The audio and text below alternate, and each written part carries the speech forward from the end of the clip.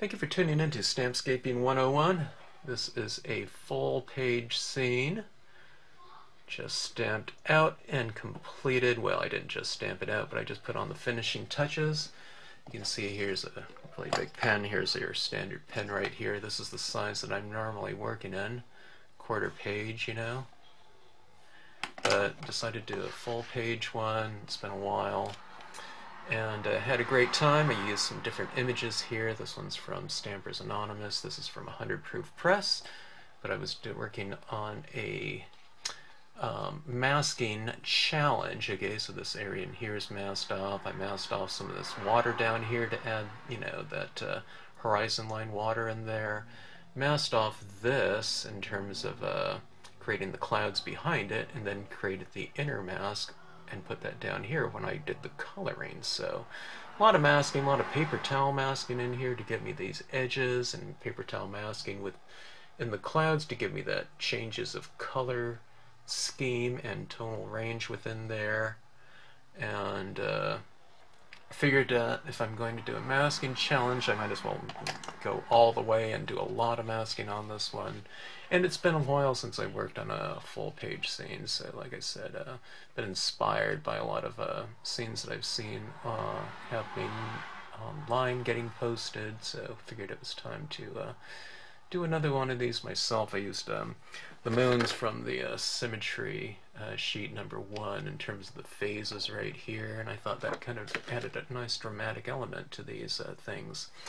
And using my trusty compass right here with the white gel pen to make these concentric circles in here to kind of line up my little orbit in there and to kind of create a relationship between those different moons in there, okay, and the different orbits and whatnot. So just, I don't know, I really do enjoy, I don't enjoy doing certain aspects of the full page scene. Like, I don't like, you know, starting off with those first colors, but man, I love adding in like these finishing touches on full page scenes after I kind of get everything kind of established and lighting schemes going. The full page scenes do give you a lot of kind of opportunities in terms of your compositional elements and giving different looks a lot of times to existing stamps that you've used a lot in, you know, typical card size scenes. So I don't know, but it does take a little bit longer to do, and I think this video right here is probably the longest I've ever done. So it really it filled up a secure digital card on me at one point in time, and I had to stop. So I was enjoying working on it so much, I just did most of this just straight through over the course of a few hours. So anyways, if you choose to watch this, I hope you enjoy it. You better have a lot of time, or do this, break it down into several different steps, or you can always just, in YouTube, there's a little tool thing, and you can click on that, and you can run through the video at, I think it's up to 2 times speed or something like that, which even in itself would be a really long video. But there's always the toggle switch, and you can go right through and skip certain portions, and I think that would be a good way to check it out if you were interested. Alright, so like I said, first large scene in a very long time. Okay, thanks for checking it out, and thanks for tuning into the channel. Okay, let's see about making a full page letter size 8.5 by 11 scene here. I haven't done this in a while. I don't know when the last time I did a full page scene was, but it's been a long time. I usually don't do that. Usually just because I'm working on cards like most of us are, and I don't know, it just takes a really long time to color a scene, relatively speaking, when working in this scale. But there's some things that I want to do, and some different images that I want to use to do this. And first of all, this scene is going to be for a masking challenge in the Stampscapes 2 Facebook group. And I'm going to have a lead-in image of this 100 proof press rubber stamps. I don't know what this is, a bridge or something like that, at the top of some sort of long walkway, and it will be placed kind of towards the bottom. And then I have this image right here. I don't remember ever using it, but when I look at the rubber, I have inked it up before, and this is by Stampers Anonymous, okay? And I always thought that was a really cool kind of graphic. You can see it's like a, I don't know, it's like this little person here, and I don't know, these waves and things kind of around the head give me, I don't know, the feel that it's, no, it's not focusing. Everything wants to focus on my table there, but I don't know. It's like thought or something like that. The expanding, you know, of the mind or enlightenment. I don't know. Whatever. It's just, it looks cool to me. All right. Here's my idea, though. I really like doing kind of these extra little marks around imagery such as this right here. With a compass, and I like to do these kind of I don't know, technical kind of drawings, you know, graphs, that type of imagery, and I thought this would be a perfect one to run it around.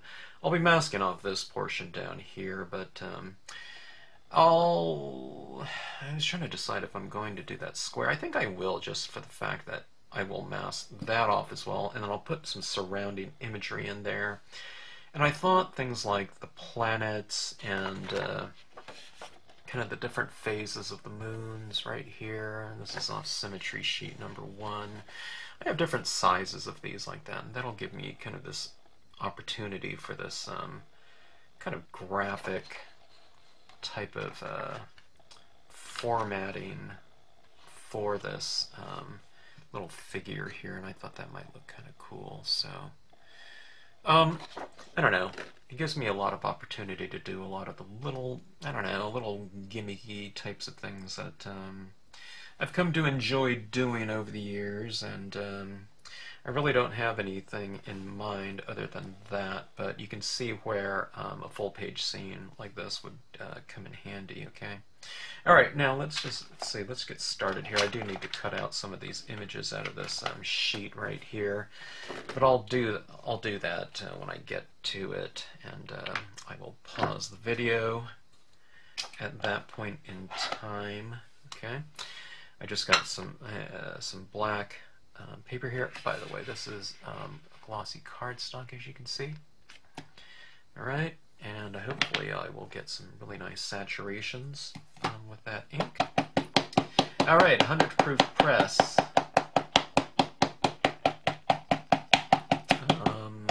I've mentioned in other videos, it's a really nice grouping of this curated selection of images.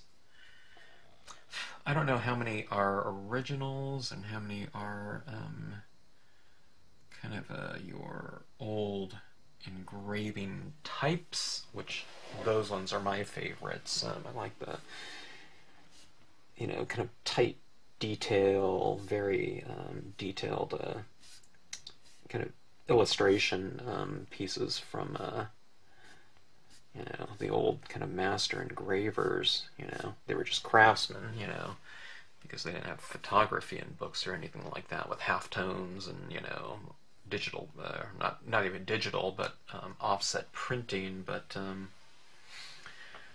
so they used to have to use you know, engravings to illustrate books, you know, for their presses and whatnot. So I really love those. Those were really some impressive pieces for me. Alright, now let's see. I'm going to aim for roughly kind of a center right here. I want things to... Now, I don't always do this, and it's not something that I think is terribly important, but I don't know, it's one of those things that I enjoy doing, so. And that is, I'm going to try to find the center of this. Here's 5.5 right here. And let's see. I need a 4 1/4. That'll be roughly like right here. That's my center of my page, okay? And sometimes what I do, the different types of marks that I end up adding to this scene are, I don't know, they make kind of a pretty dramatic visual statement, but they're not absolutely, it's not absolutely critical to have things exactly as such, but it's kind of cool. So what I'm getting at is, let's say these beams, these little lines are kind of emanating from that head right there, and I'm going to try to get that center right in between those eyes right there, you know, something like that. Okay, now I'm not going to be so anal about it that you know, it's going to take a position or something like that. I'm going to get it roughly so, and wherever it ends up going, that'll be good enough for me. That'll be that. Okay, I'm going to put my finger there, and see the little cross here that I drew in there, right there in the center.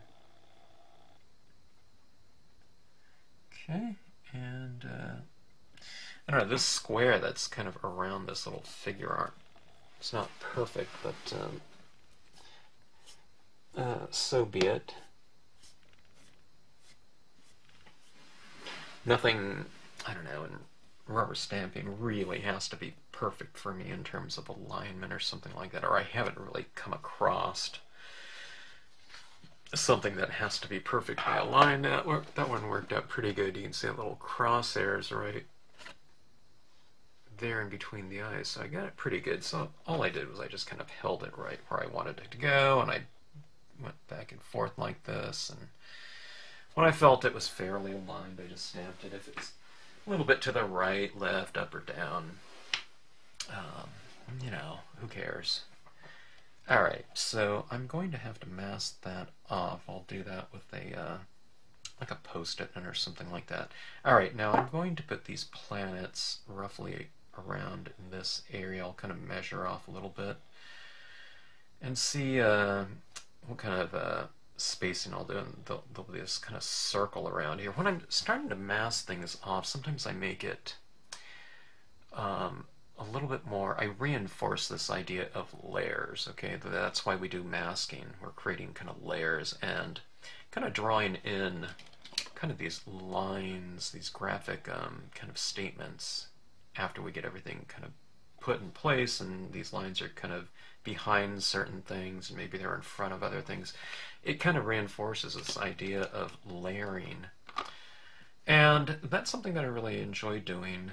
From a visual standpoint, I'm someone that likes a lot of like star charts and things like that, so that kind of harkens back to kind of that idea there. Okay, but my next 3 images that I'll add in here are these moon phases. So what I'm going to do is I'll cut out these moons right here, and I'm not sure if I'm going to use anything else off of this sheet or not. That would be kind of interesting, but I don't know. I think it would kind of detract from the focal point, which is this face right here. These 2 images right here, the sun and the moon, are pretty, they're pretty bold. So I think they would kind of take away from the face that I already have in here, which I want to be the kind of a strong kind of focal point of the scene. So, all right, pausing, first pause here, and I'm going to cut out these moons here. I'm going to try to cut them out. Always try to cut things out fairly close, but of course don't cut into your stamps if you're working with sheets like this. Find, you know, easy cuts for yourself and do that accordingly, okay? All right, be right. Okay, I have cut out 6 moons here, different phases and different sizes here. But what I thought I would do is do a little bit of planning here, and I have a compass right here, okay? And this is the same compass that I'll be using later on to draw in some additional white gel pen embellishments, okay? And what I'm going to do is I'm going to put this right in that crosshairs, right in between, you know, where I found the center of this page. And I'm going to put this right in there. And I've taken this and I've kind of figured out where the center of these moons would be, okay? And I've extended this out, okay? So I'm going to just do this really light circle. I guess I really don't need it down here, but I'll put it in anyway. Okay, it's just this graphic line work there. It's not going to show up once I get, you know, stamped, or it shouldn't. And let me see. I'll take my ruler and I'll kind of figure out. I don't even see a pencil around here. I'll just use a pen. Although I wish I think I have a pencil. Yeah, okay. Alright, so I need 5.5 inches, right? And at 5.5 inches, this will be 1/2 the paper right here. And see, the circle goes around right here. You probably can't even see it. It's so lightly drawn in. And I'll find the crosshair right there. And let's see where the very top of this is. Right here. I'll go 4.25. So I'm doing a little bit of planning, and in the end, hopefully, it'll look like when you do these types of scenes, these little charts and things like that, it makes me look like I know more than I really do, which is a good thing, I guess.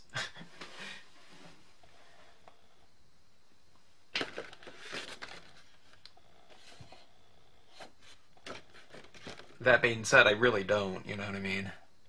It just, I'm doing these things because I think it looks neat. It's not some kind of like greater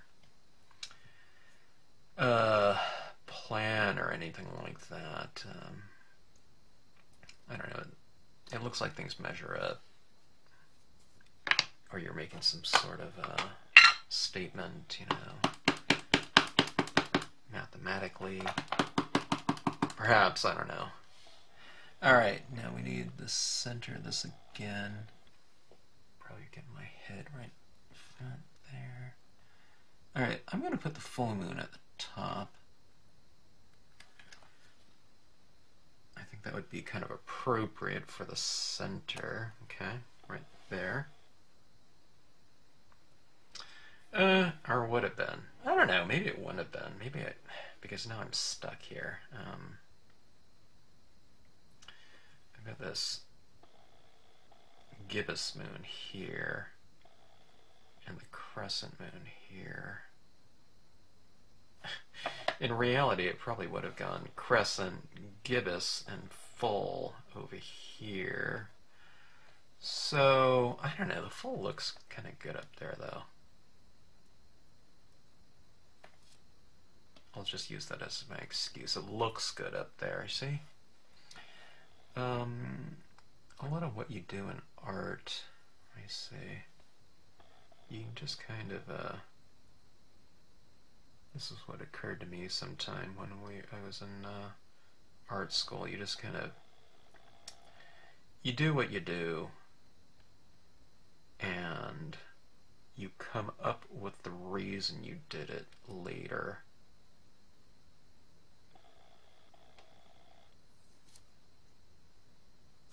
Which I always thought was kind of silly.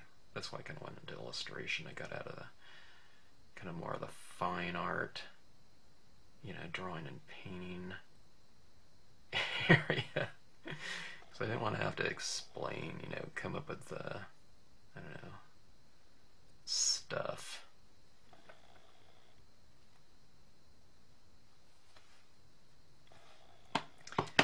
Alright. This one is the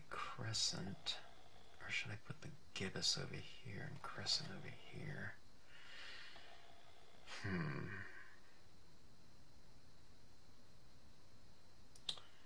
I'll go, and where do I want the light? Maybe the light should be coming from that person, so I'm going to reverse my, no, I don't know. I'm trying to think. You see that there's different lighting on the sides of this moon here, and I can have it where this is kind of, this figure is kind of illuminating, you know, things. But I don't think I'm going to do that. I think I'm going to keep them in alignment. As far as the lighting goes, I think I'm going to keep that kind of consistent. Alright. Meaning, the light is kind of coming from this side, you know, for that gibbous moon to be showing. So that, therefore, I'll have the lighting consistent over here on this side of the moon. Alright, I'll show you what I mean by that. There isn't any right or wrong, and as I'm doing this, I'm thinking to myself, I don't know, maybe it would be better if I have this kind of center lit. But however it looks, I'm not going to change it because I don't want to start again even after just what, 4 impressions. It's, you know, I'm going to stick with it, so who cares? Okay. 3 moons. I love doing these moons. I love celestial imagery. And if you're familiar with the Stampscapes line, you'll see things like, I don't know, nebulas and aurora borealises and, you know, things like that in the line. It's kind of, I don't know, those are those things that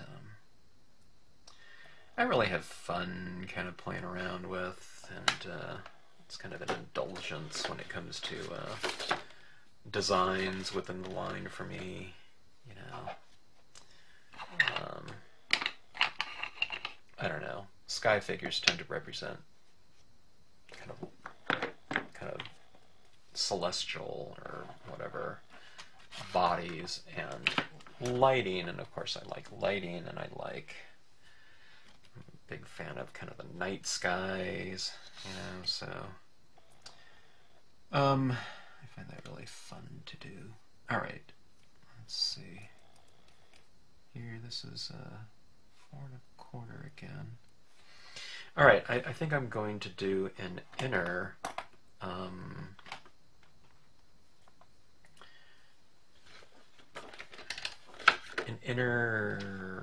what is this?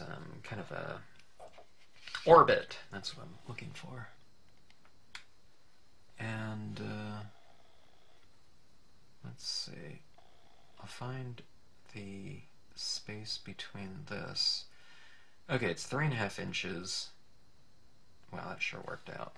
From this side to this side, so that is 1 3/4 inches will be right here. I'm talking about from the right, from that center point to the center of that moon, okay? So, I will take my compass and, you know, these things can go anywhere, alright? I'm just doing this as something, as a rough guide. It doesn't take me any longer to... Actually, that doesn't work out. Because the moon would be crunched in here, so I'm going to have to put it out, you know, more. Because the center of this figure is not the center of this square. So, let's see. The narrowest one is going to be right here, and that is 1 1/4 inches, so it'd be, let me see, 5/8 will be about right here. Okay, 5/8 of an inch will be like that, so I'm going back to the center. I'll go out to 5/8 here.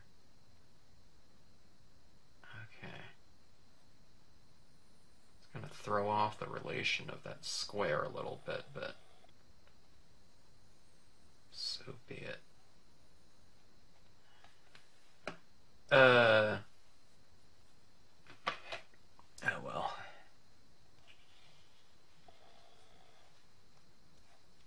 Okay, I'll go right here, here, and here. Alright, 3 more moons, kind of playing around with scale a little bit. Okay, I'll still go with my full moon right here. Oops, almost did a double stamping. It's like when you're kind of going down. It's like, oh my, you touched it, and then you know, you do it again. All right, let me get these right here. Okay, this is the gibbous moon. All right, the light is coming from the inside. I don't want to do that lighting on the outside when I do this inner one, so, all right. Make sure I'm doing it the right way.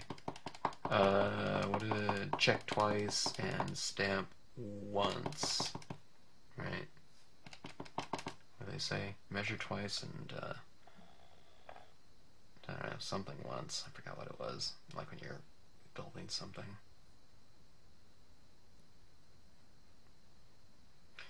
Alright. Check one more time.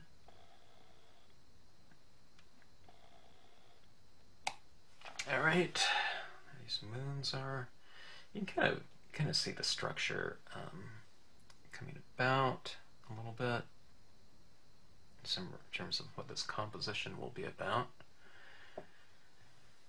Okay.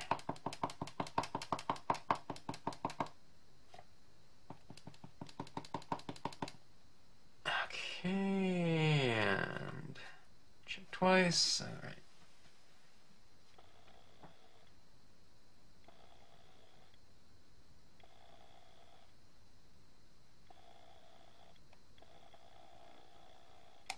Okay.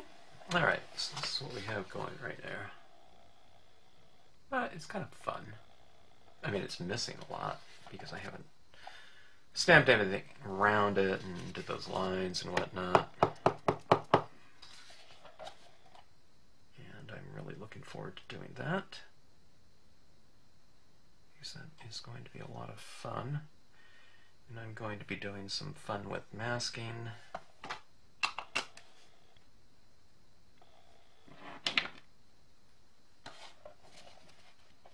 Fun with masking. I'm almost say that as almost like a kind of a joke. And I'm not anti-masking, but I am kind of a little bit lazy when it comes to that. So most of my landscapes things, I try to kind of avoid masking. Maybe not at all costs, but a little bit, at least. Alright, let me make some room here. Alright. Since I am doing this, let me play around with the rule of thirds here. Alright. Let me see. What is 11 divided by 3? My goodness. It is, is it 3 and 3/4? Let's see here.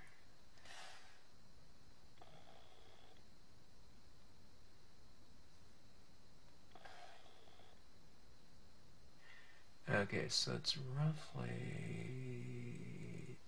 3, 8, 3, no, 3 and 5, 8.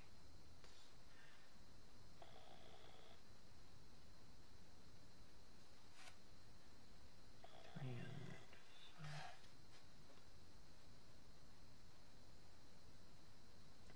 It's roughly 3 and 5/8. Okay, it's a little bit more. Alright. I'm going to break this up, I think, into kind of a rule of thirds type of thing.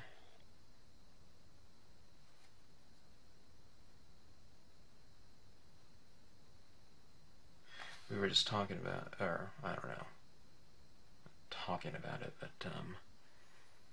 discussing kind of this Chinese type of kind of landscape formatting, or just perspective in some ways, about how things are broken up into 3 zones, kind of the heavens, and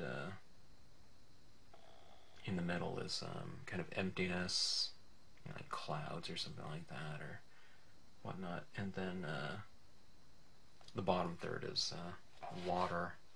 But you've also heard of, you know, rule of thirds and whatnot. Okay.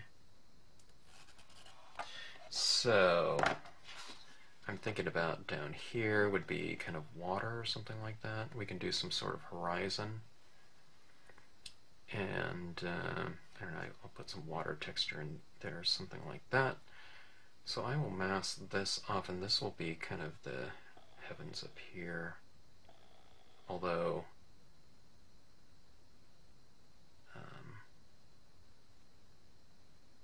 I don't know, it doesn't have to officially be structured any particular way, but we'll see what we can do. I'm just kind of thinking, you know, out loud here, so kind of rambling about. And when I start doing that, it's because I'm not quite sure what I'm doing, or what I want to do even. In here, I think I'm going to do a bank of clouds around here, and they'll just get increasingly darker.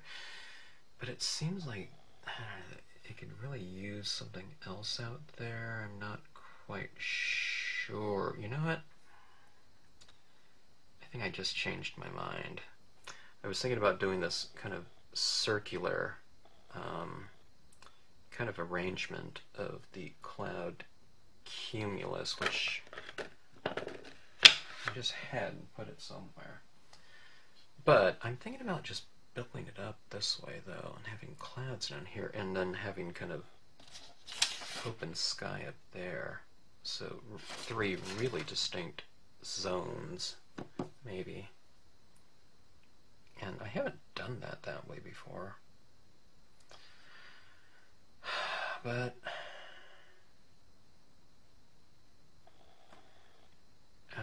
might as well. Okay, so this could be kind of a loose format as far as this goes, but this is going to require a little bit more formal masking than I was thinking of.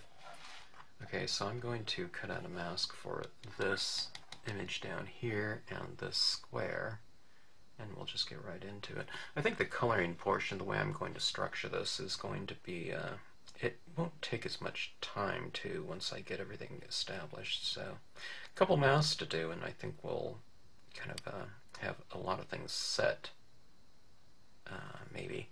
Alright, so I'm going to, while I cut these masks out, I'm going to pause the video.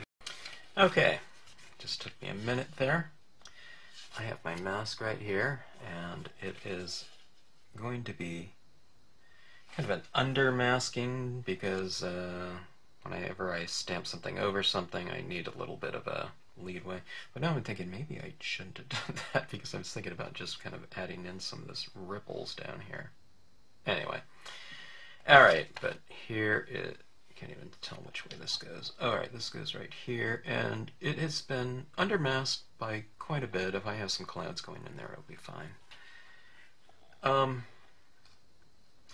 Alright, so I'm going to keep track of kind of those lines a little bit. As a matter of fact, I might just, I might bring some color in right now anyway. Alright. Let's get another mask. Okay, this is where I'm going to do some additional masking. I'm just going to take this piece of white paper, and I'm going to mask off this horizon line here, okay? And that'll be where the kind of the water ends and the sky begins. And okay, let's see. I'm going to be going for several impressions using Cloud Cumulus, Stamp, and Brown, okay? It's kind of a medium brown. You'll find a lot of kind of distressing colors, kind of in a similar hue and value, that would be a good choice. Or if you just have kind of a neutral, like I said, brown, that would work out. It could be, this one's a little bit warm in terms of the temperature of this brown. Alright, now what I'm going to do is I'm going to wipe off a little bit of this perimeter, okay? That's one of those things I do quite often with sky figures, so it doesn't look too boxy looking, because it is a rectangle, okay? And when you do this, center pressuring, okay? That's one of the principles of sky figures, or anything that you don't want to have too distinct of a perimeter, because you want it to blend in with the next image accordingly, okay?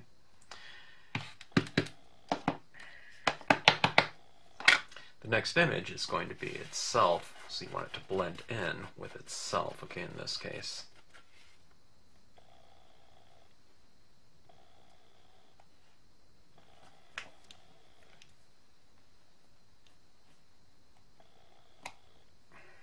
I think I'm going to have to mask off those moons there. But with the moons, I'm only going to have to cut it out once, right? You know, because it's the same size for each moon, luckily.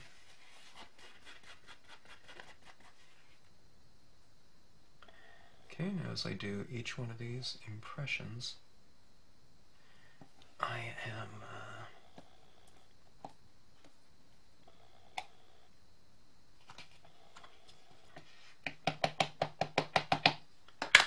kind of re-inking and wiping off, okay? It's really weird kind of working on this larger format like this. It's been a while. So anyways, there's these kind of bank of clouds, right, as it exists right now. And it looks really weird. Which it will. Okay, pausing to cut out some more masks. Alright, I thought I would show this. There I just gave a kind of a light impression with that moon. I just did a second stamping with it, and I'll show you. I'm kind of, see this right here? I'm cutting off about that far into the moon. It's like 1/8 of an inch or something like that. You know, because this paper, it's just cheap copy paper. While it is very thin, it is raised, okay? So that's why you kind of undercut it, because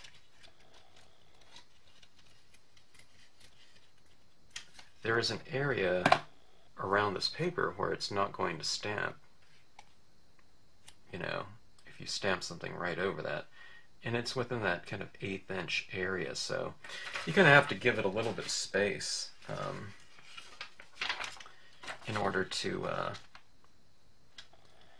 you know, make your impression. It's the same thing for this little one right here. This is just going to be a really tiny little mask here.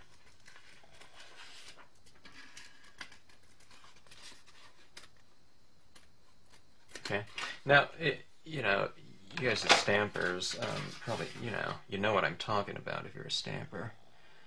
You know that you get that kind of that haloing effect around your masks a lot of times if you don't kind of undermask it. And I mean, we'll be filling up with some extra imagery, but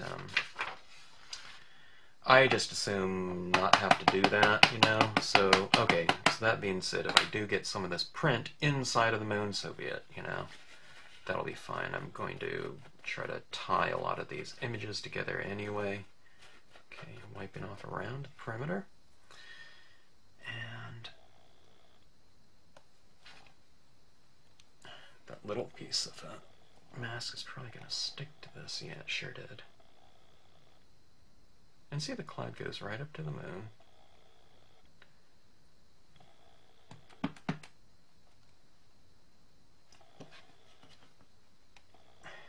Alright.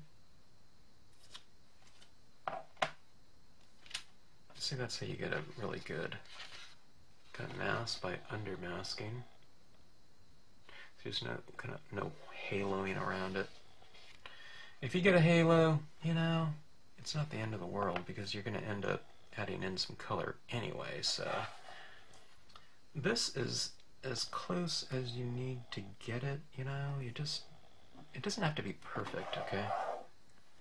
If you get some color in it, it might bother some of you, but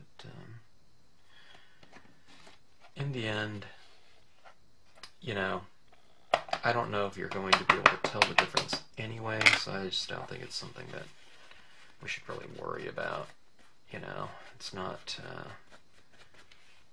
the end of the world to have a dot of some kind of related color that's going to be in there anyway. You know, done in the impression portion of this composition here. Alright, so not only is this kind of composition big, but here we go with this, you know, the masking here. Alright, now I'm getting to that top third up there. I'm not going to keep it just a straight bar across there. It's going to be roughly, so I'm going to put a bank of clouds, you know, up here, I don't know, somehow. I don't know how I'll do it. I'll configure it somehow. Maybe it'll be kind of like this, you know, maybe I'll have this one higher up here a little bit, you know, just to kind of break up the monotony of it. I don't just want a bank of clouds just so straight, you know, going across there, so we'll just kind of build it up a little bit.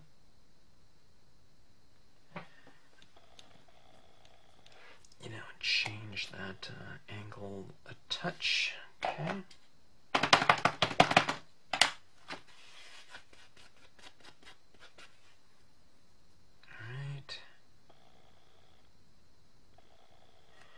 Something like that.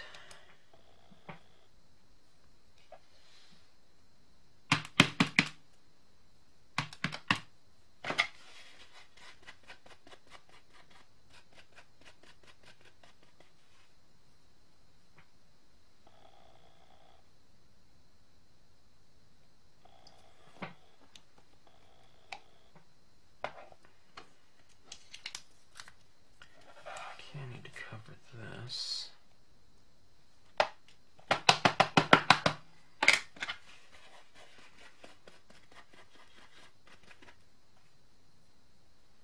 And I'll look for that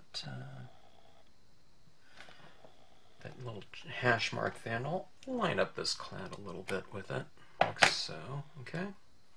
Alright, that is the portion of the masking, I think. So we have a big bank of clouds right there. And it's looking really fragmented and everything like that, which it will be, and this scene is one of those types of scenes that's going to look pretty strange for a while until we start to bring everything together. Probably with black, it's going to take a lot of colors working through here to kind of unify things. Okay, now we have this open sky area here, and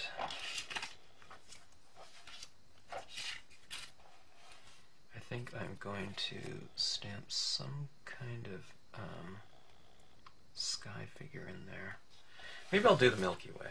Alright, let me grab that, or I'll take a look and see what I have. That might look really good in here.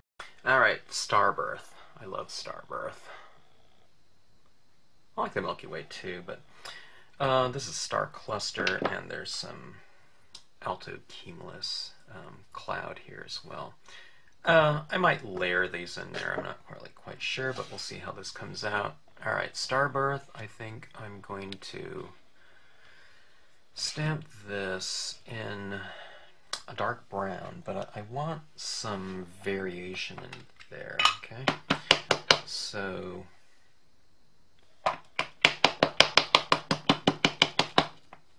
this dark brown looks a little bit dry. And it looks pretty good.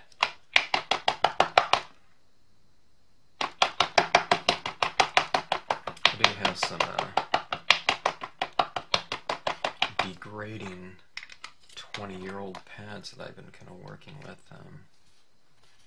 So just kind of making sure that they're not disintegrating on my stamp here right now. Alright, this is just a dark brown pen. It's the same exact color. Just making sure. Alright, this is pink. I really love pink and brown. And I'll go in, I'll just add a little bit of variation here and there. And we'll see what it looks like. I'm not quite sure. We'll see if I can get a little bit of variation. Within the impression itself, we can add in a lot of color too after the images have been, you know, imprinted.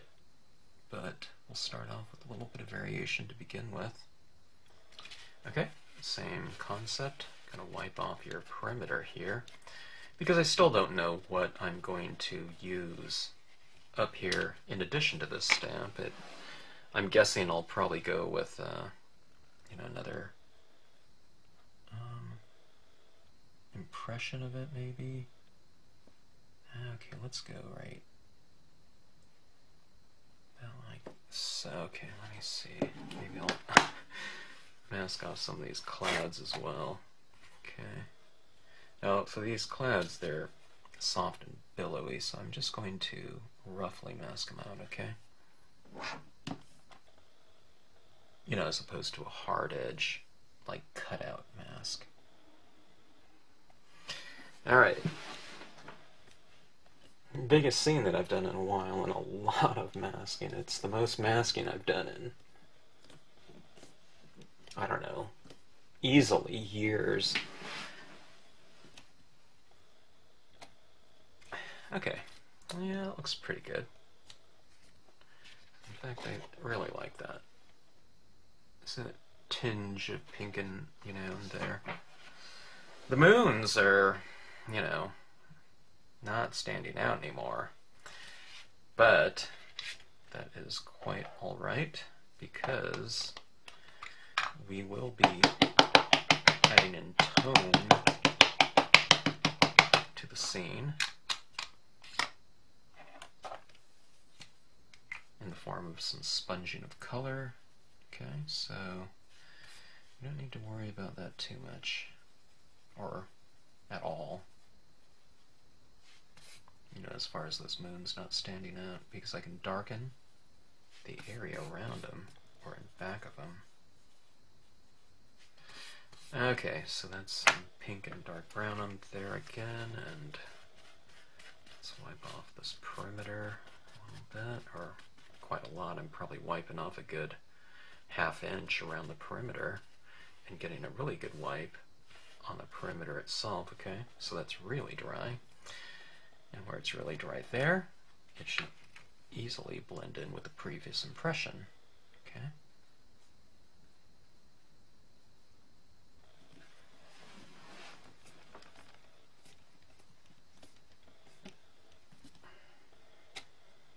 Alright, see that? Becomes nice and seamless up there.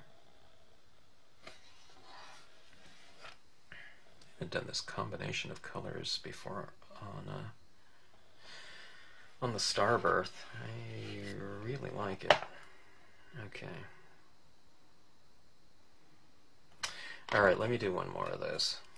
I'm trying to, deciding, wasn't quite sure.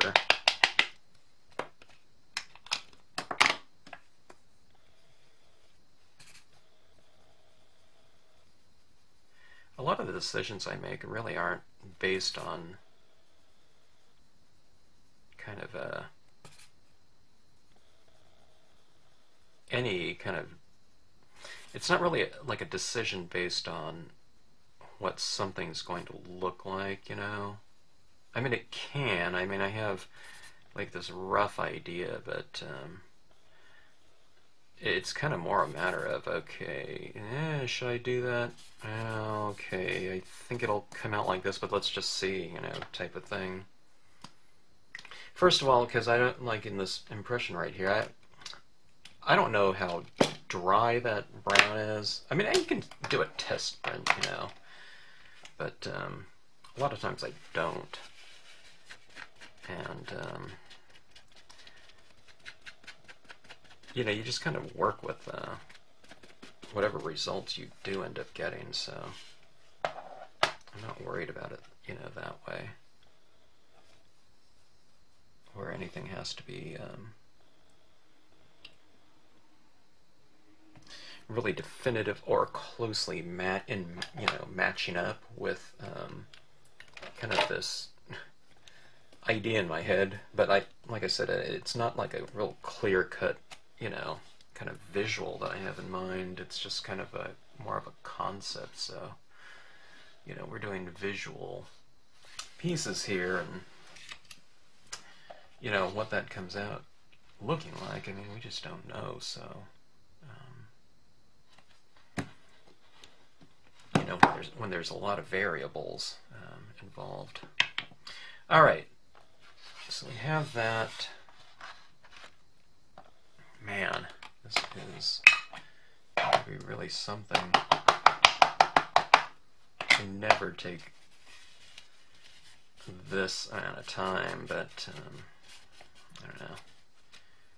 I've been inspired by the a lot of the scenes that I'm seeing up on the Stampscapes that group. So it's like, wow, I gotta try some of these kind of experiments and notions that are coming to mind, you know, when I see all of those pieces up there. Okay, I'm stamping this in a dark brown. This is going to be kind of darker up here, and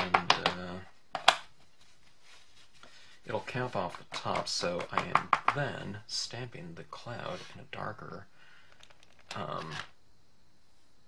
value, so that it doesn't just completely disappear when I add those darker values up there, okay? Alright, so this is what we have right here. Super, super busy. Okay, except for the bottom, of course. And, alright. Wow. I think I'm going to do a lot of the stuff down below,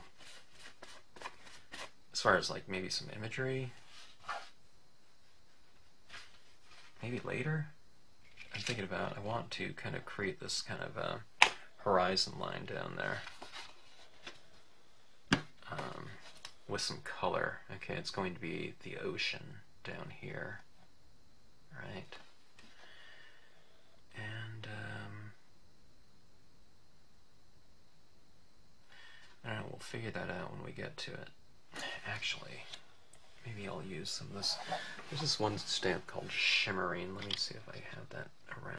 Okay, this is Shimmering right here. It's just kind of this little open area here to create kind of this surface area.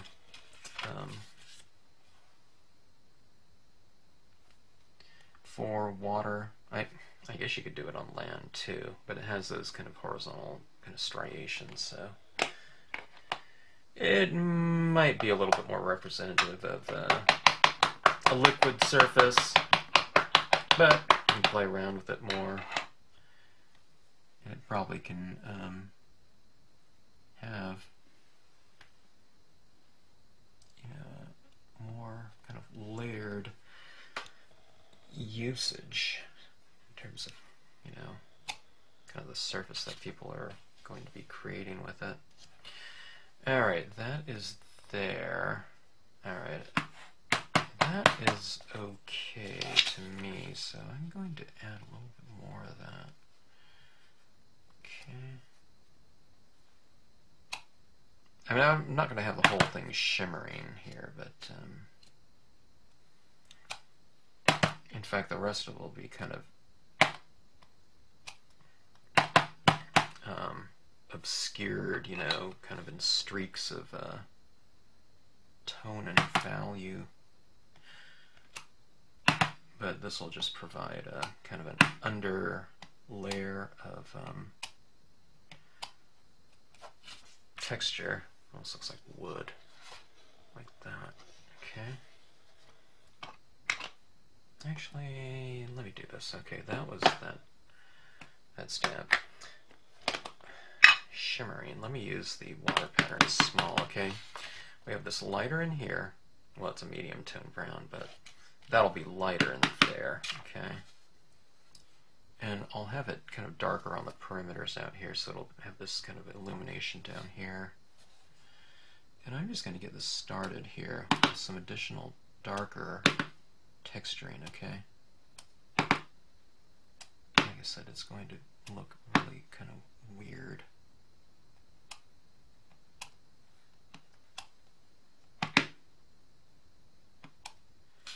Okay. Here's my mask again. Alright, and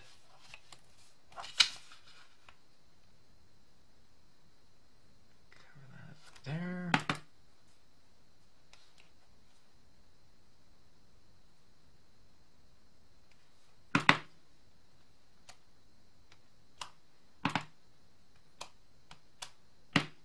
Like I said, I normally don't do very much masking. It's usually something very, very simplistic.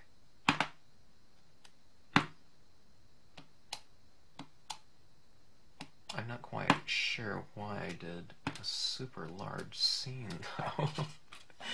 Now that, you know, this scene is going to be about some masking. You know, which takes a little bit longer.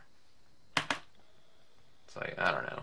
Maybe if I'm going to do a longer scene, then let's like it really long. Okay, so here we go. 3 different sections. Alright. They're all kind of your brown toned hues, okay? They're very distinct areas in here. Now, it's, you know, it's our job, our task to kind of unify these through whatever means possible, you know, in terms of how I'm approaching it at least, to create a cohesion between those 3 sections, okay, and that's, I don't know, that's not any different than it is just in any type of scene. You know, to create that kind of cohesion between the different areas and to make it look nice and seamless. But, okay, and this one right here is just generally going to be, this area in here is going to be kind of creating the light. Now, that area in there needs color, obviously, so I am going to bring in some color. But we'll keep it a little bit different from the surrounding areas. We can do some kind of alcohol inks in here to kind of define some of these a little bit more. Now, I thought I was going to not have to use too much of the this mask that I cut up, but maybe I will around some of these moons and whatnot. I'll see how close I can get with my sponging tools and stylus tools.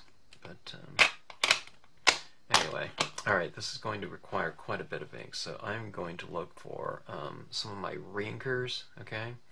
Because that'll give my sponge tips a really good saturation, and it'll get a lot more coverage out of it that way. Alright, so I'm going to get set up for coloring and grab my tool. Okay, I have a peach Bellini here. It is a very light, warm tone, similar to pale orange. If you have some distress inks, those would be an excellent choice as far as colors to start off with. And if you have a very light colors such as, I don't know, like an old paper, tea dye, that type of thing, you know, while the stain might be a little bit dark, I would start lighter than that if you can. Antique linen, I think, you know what I'm getting at here. Just start kind of in a light-toned, kind of beigey, you know, color, and that would be fine. Yes, colors make a difference, but I don't know, you don't have to go for an exact, type of thing. I think it's much easier to start, to play around with the generals. That way you don't have to be brand specific, line specific, color specific, okay? Because, like with me on this peach Bellini, I might not have, one of these days I'm going to be out of it. It's a discontinued color, so, you gotta go with something else, and, why be stuck, with any type of notion about really any color or brand or whatnot. Alright, adding in some of this tone. When you use a reinker fluid and put that on your tip, you're basically turning, a sponge tip into a ink pad on a stick, basically, okay? But here's my thought process again, okay? These are my thoughts here. I want to keep some of those clouds light and some a little bit darker. I want to keep some of these stars light, some little parameter a little bit darker, some of these clouds a little bit lighter, and some a little bit darker. We can see the areas within the cloud structure, yeah, not really round in the star cluster, but we can see the brighter stars. I think I'll keep, some of those a little bit brighter. And in these clouds in the background here, behind these moons, I do want these moons to stand out, so I might be bringing in quite a bit of tone in there, but I think it's nice to have some of these lighter as they are in the impressions themselves, okay? Right in here, I think I want to have some kind of light shining off the water down here. I might have a little bit in some areas, but for the most part, it'll be toned in, okay? So, I am creating this horizon line using this piece of paper right here as well. Okay, now this is the lightest color that I'll be going with in here, okay? So, I'll be going quite closely towards my light, okay? Put a lot of it on the perimeters. Alright, now this bridge is not going to be a completely different color than what I'm applying here, so let's add some of this into this structure, this walkway, okay? But why not leave a little bit of it, kind of lighter, okay? I can still bring in some tone into it. It's mostly with your kind of medium tones or something like that, We'll leave those ones a little bit, we'll use them a little bit more sparingly, and especially with the darker tones, okay? So anyways, you can see that I've left a little bit of light in there. I don't know, maybe I should have left more, but I can always do that with my darker tones, Just don't go into there quite as much, and it'll be light, relatively speaking. Alright, here it is in the clouds. Let's add some of this tone to some of these clouds and leave some of them a little bit darker or lighter. Just adding this here and there. See if I add some kind of around that moon. I'll add some into the moon just so it's not so stark white as well. Let's see, where's my mask here?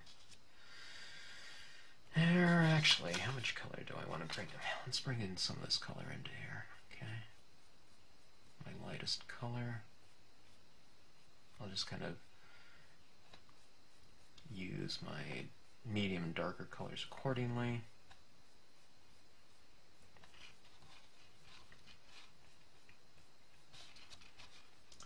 So we kind of have this little bit of an oscillation of light and dark throughout here. Okay, so I'm just coloring over some, a lot, but not everything, so that the areas that I leave as is are the areas that are representative of lighting, okay? So how do you create light? You just don't color everything out, and it's really not any more of a complex idea than that, okay? Light falls on things differently. If light's there, is it here? Well, It could be, just if you don't tone it out, you know? So you don't have to kind of analyze things, just don't put everything everywhere, okay? Leave things kind of, you know, a little bit different. Okay, let's see, this is all toned out here, and that's light, and put a little tone there, and leave that light, you know? It doesn't matter. This one could be light over here, and this one's all darker over here. Just kind of play around with it, and then it's like you have this kind of varied lighting scheme happening across here, okay? And you kind of define it with this first color, the lightest color that you're working in.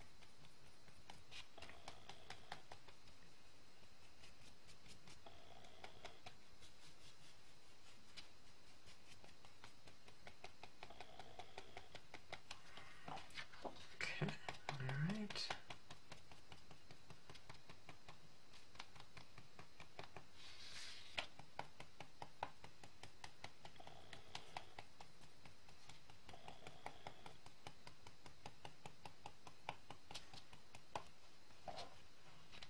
I usually like the perimeter a little bit darker because I think it kind of frames things in, and compositionally speaking, it just kind of contains my all this different imagery really well, and it kind of just brings everything together a little bit, or a lot.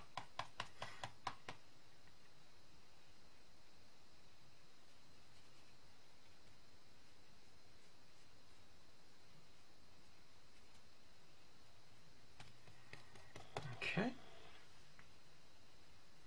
Yeah, I used a little bit too much ink, but so be it.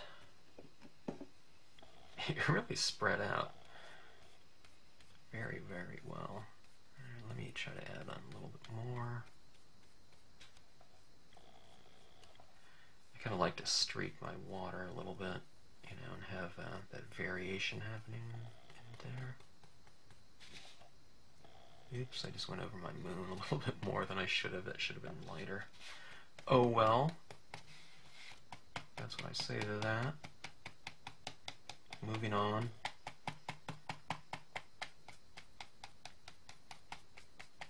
What's done is done.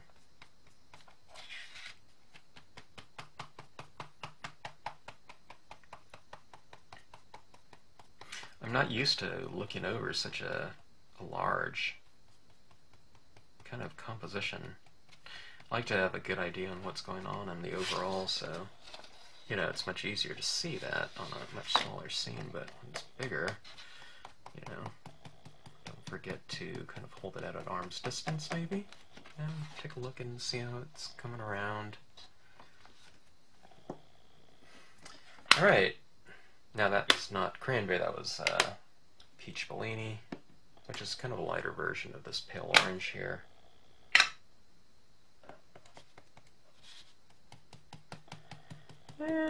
Pale orange is, it's a little bit darker. Yeah, I think it's a little bit darker, unless it's just, I have so much of that peach Bellini in here, it's just looking darker because I'm adding more ink onto the paper, but that being said, you can move through it if you have another, if you're using distress inks, use a little bit of darker distress ink, or maybe a slightly different hue of the distress ink, you know, that you used before, if that's what you're using. If you can, in other words, just move up nice and incrementally through your different range of values. Try not to do things so fast, you know, don't jump up to, you know, super dark brown right away. You know, if you do these undercoats of lighter tones, by the time you get to the darker ones and add those in, your end result will look that much kind of more richer, with more body, and kind of have a stronger color glow to it, because these are transparent colors that you're working with. And okay, this is brown. Let's see.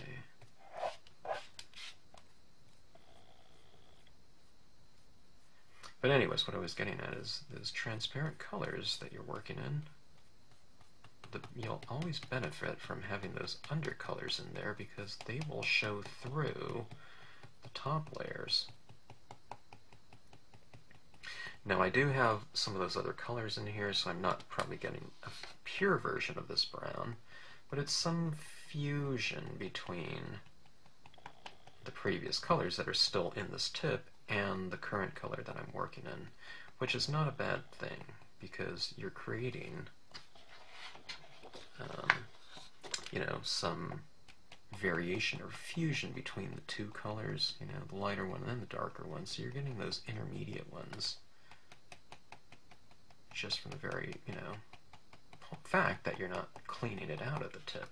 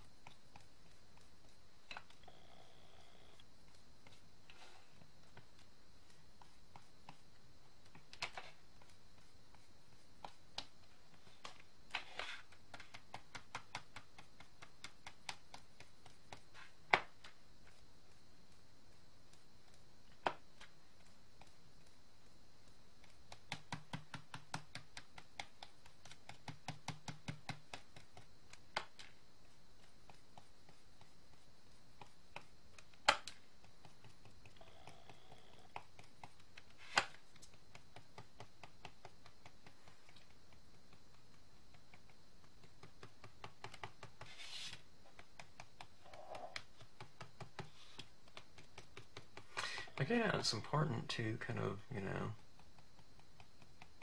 watch where your lighter areas are and to retain those, you know, if you want to keep that kind of oscillation happening between light and dark tones, light and dark areas, okay, objects. I really added too much color onto my moons, so I'm going to have to kind of take the areas around my moons quite a bit darker than the moon for them to stand out. So be it. I mean, it's not hard to do. You know, I'll just put my little mask there and I'll just tap around it. It'll be fine. Stars are starting to pop out a little bit more. Everything looks a little, still, you know, it's looking kind of crazy. Which it will. On something like this, you really have to get into those darker tones, you know, to really start pulling things together cohesively. Alright. Kind of creating that horizon line again. I really need my dark brown, if not black. And here, same with the water. The water's really, really busy. Now, if you can get darker just using your existing color that you're working in, do it that way. Rather than jumping to the darker tone. See, this is getting a little bit darker, just adding more of this, so that's what I'm doing. I'm kind of maximizing the value of my existing application color, okay?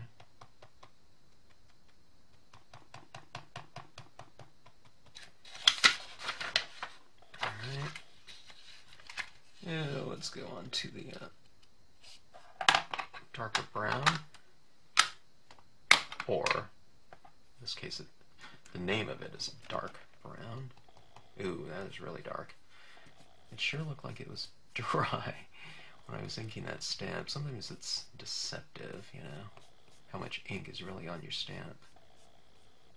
There must have been a pretty decent amount, because this is pretty dark. Alright, now it is going on lighter. See, it's darker on this piece of matte paper you see right there, down the surface, right? That, because it's a slick surface and it's getting fairly saturated with ink. So, it's not soaking in and applying very fast at all. Which, you know, sometimes I wanted to kind of move it along, but the benefit is that because it's not drying so fast and getting super dark really fast. It gives me time to kind of move that ink around and to blend it in a much more kind of a, I don't know, smooth manner. Okay, you can see that kind of horizon there now. See that shimmer kind of happening out there. And we're not done. We'll be coming in with some additional color. Okay, let's see. I need to figure out a way to get to this side. I usually don't like to do this movement here, but I'm going to have to.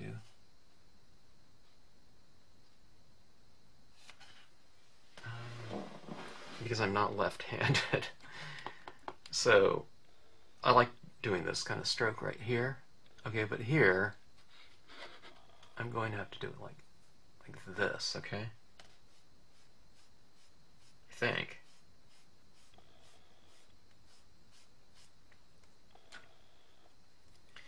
And let me get some of that ink laid down, and then I'll kind of streak it out like that.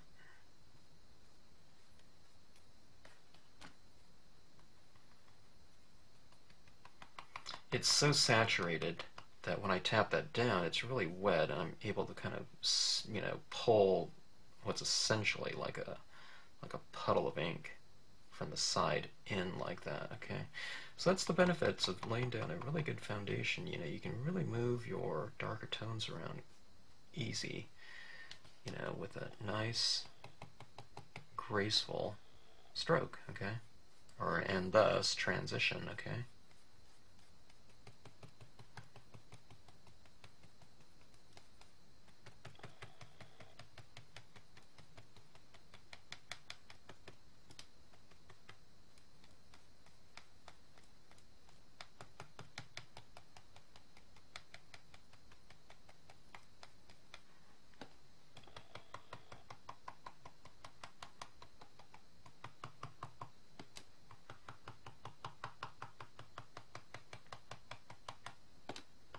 Like a really nice dark perimeter. So I'm really adding this right around on my edges, sides, okay.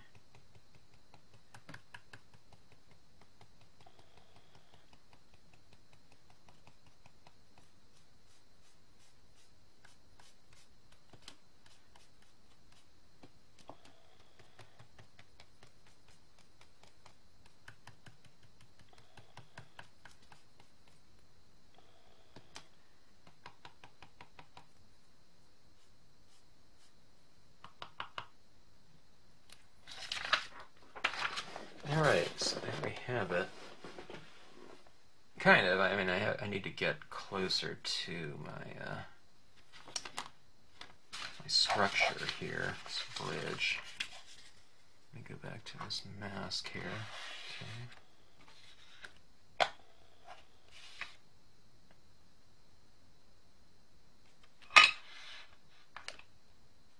Such a big scene here. Alright, let me go right up to this down here.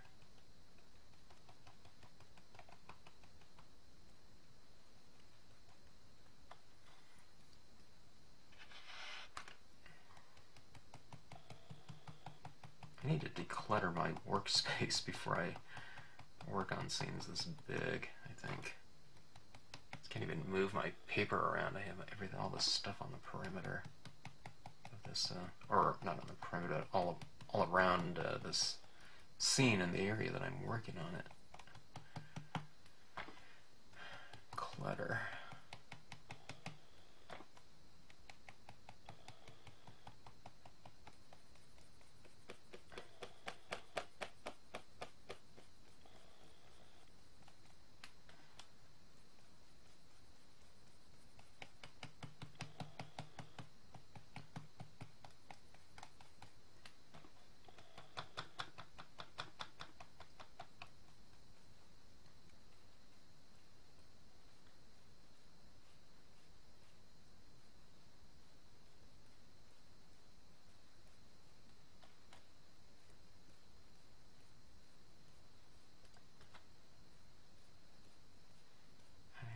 Little streaks, okay.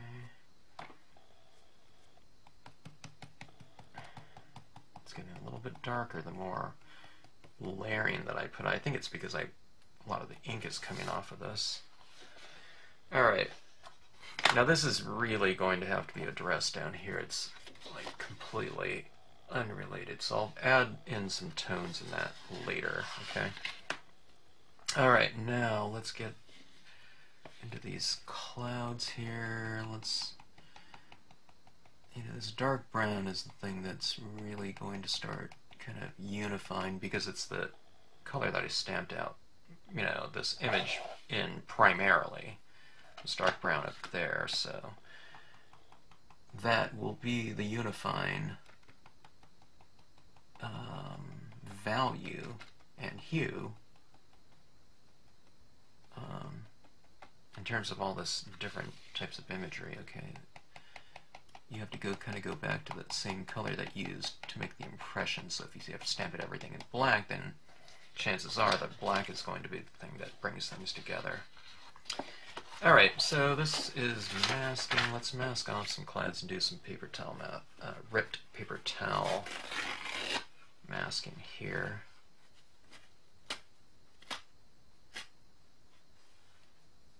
Okay. And roughly find an area that's approximately, that cloud line where the cloud meets sky.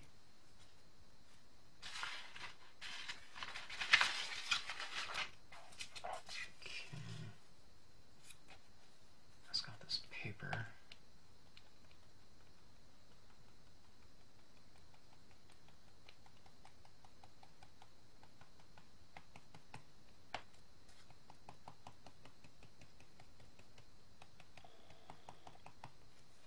Okay, so we have that right there. Nice masked line. Okay, do the same thing from the other way, side.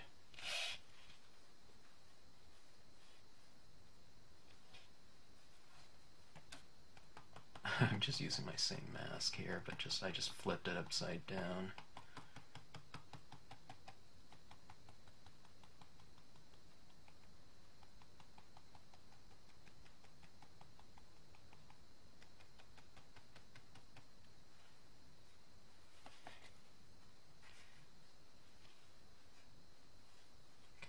Okay, I'm going to come into some of these other clouds and kind of create a little bit of a additional separation and try to kind of layer my clouds in terms of depth by placing a shadow within the body of the grouping of those clouds.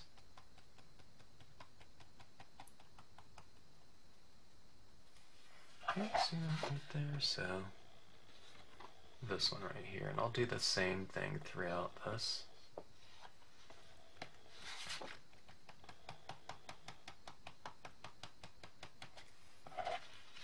Alright, periodically you have to do a new rip here, otherwise this starts soaking through, and then you'll get the kind of the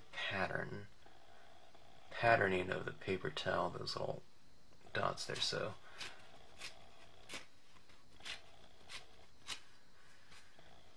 rip again. Alright, let's do it from this side. Okay, come into it like so.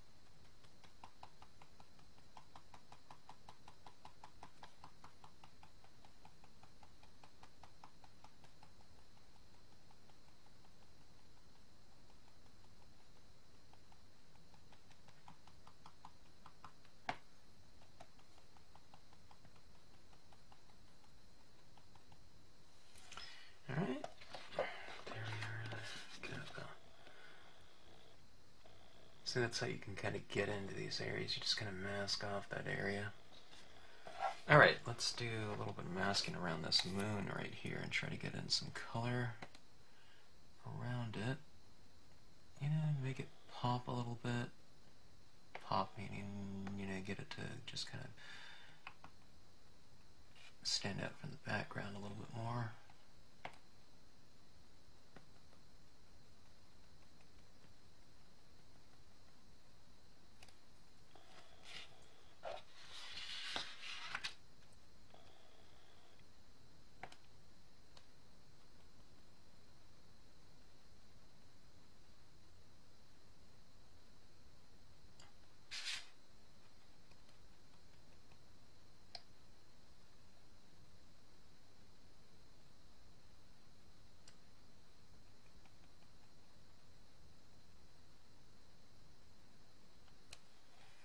Okay, so kind of darken in the area around that moon. And it kind of stands out from the back a little bit more. Alright, now let's see, we have a lot more toning to do. I mean, this toning is really easy to do, and it's pretty fun. Especially, I love doing these paper towel types of touches like this, and you know, it's just like this is kind of like. I mean, I'm not really in the fine tuning stage. It's still kind of doing some rough kind of definitions of areas, but it is like you're kind of pushing and pulling a little bit visually. And I really like doing that because you do feel things like that and you pull that away and you can see what it kind of looks like, you know, it's really fun. It's really fun to kind of create those, you know, those, I don't know, distinctions in kind of spacing, you know, I guess that's space out there, but I'm talking about distance, you know, more than outer space here. So, in other words, you darken something, and it creates or an area of something, and it kind of pushes it back sometimes. Or if you darken something in the background, the thing that's in the foreground stands out even more so, or is defined as foreground now, just by simply because you've toned something out behind it. Okay. And that's really one of the really fun things. You're playing with values when you're doing something like this, right? And I think, to me, values kind of the most important kind of aspect of something like this in terms of the properties of, you know, like color, you know, temperature, intensity, value, hue. Alright. I mean, you can do something monochromatic and it can be really rather, you know, very effective. You know, that's kind of what, you know, like black and white photography is. You know, it's not playing around with intensity and temperature, something like that. It's grayscale. So grayscale, what it's working with is values. You know, there's black and white movies, black and white artwork, whatever.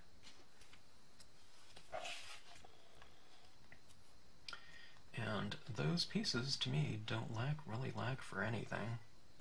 I mean, they're not about color or anything like that. But, I don't know, they're complete visual statements to me. I really like them.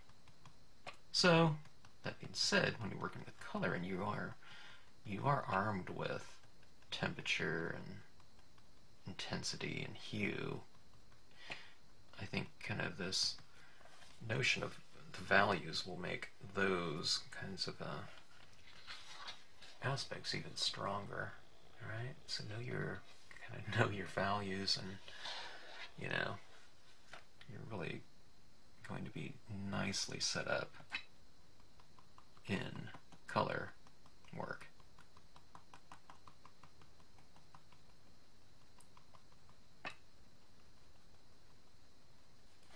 So things are kind of coming together a little bit more. It's not yet though, but a little bit more. The darker you take it, kind of, it kind of creates that nice relationship between the impressions and kind of where you're getting to. Things are stamped in dark, then you have to use dark, like I said. Alright, so I've been masking off. I can remember my clouds. Now it's time to just kind of put overall tones down as well, so remove the masks and just kind of start blending in all these other things together a little bit more.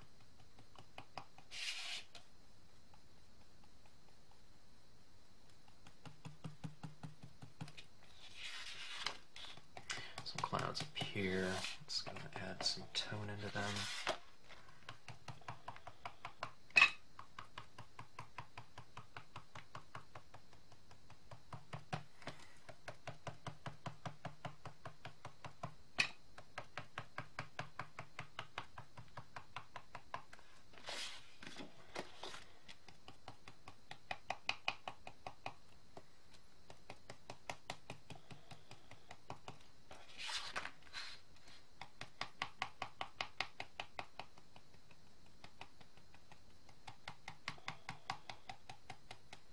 There is one of the things to doing full page scenes, is that if you did want to potentially get a frame, or if you're giving in something like this as a gift to someone, there are standard size frames for full pieces.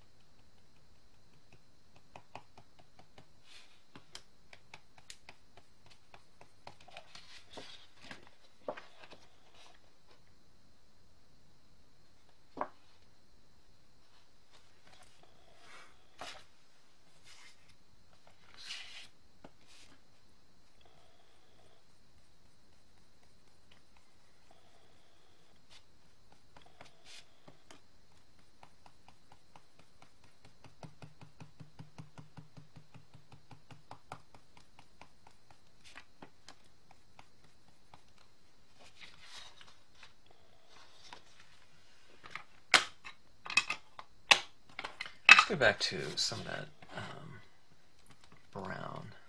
Okay. Now I know I still have the dark brown in this, but I want to make some of this a little bit warmer in these areas, so I'm adding a little bit more layered brown into it.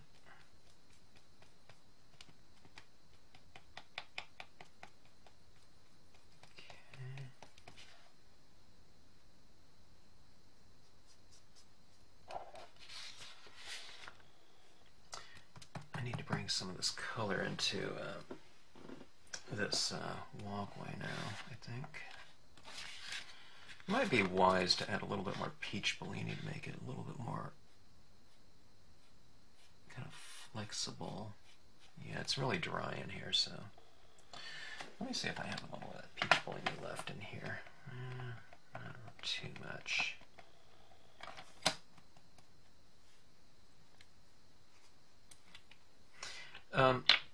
See, Ranger colors like Distress inks, Memento, everything like that, they're thicker inks. So they, on a dry piece of paper like this, I mean, there's a little bit of that Peach Bellini down there from before, but it's since kind of dried and set up. So if you're working with, you know, thicker inks, they will glide on your paper really nicely. You know, this is glossy cardstock again, so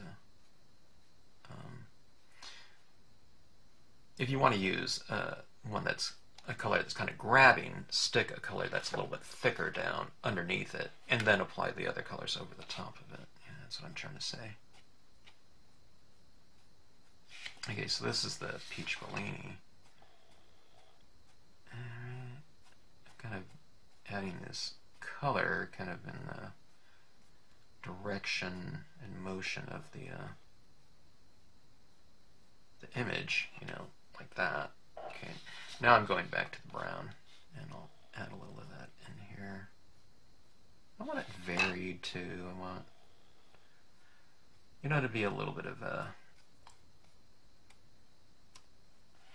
difference in the hue within here.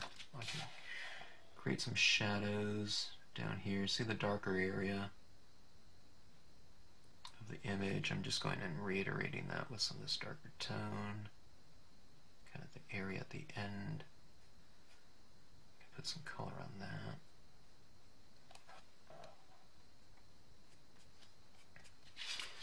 Alright, let's see. Let's warm some of this up, I think, up here. Yeah, I was looking a little bit anemic. Going in, adding kind of a warmer, brighter tone in here will kind of bring this area to life. A touch, you can see the difference between here and here. Okay, so let's go ahead and add this to it a little bit. You come into that darker area below and add some of that color as well. See, it's kind of warming it up in there, and it's just a little bit brighter as well.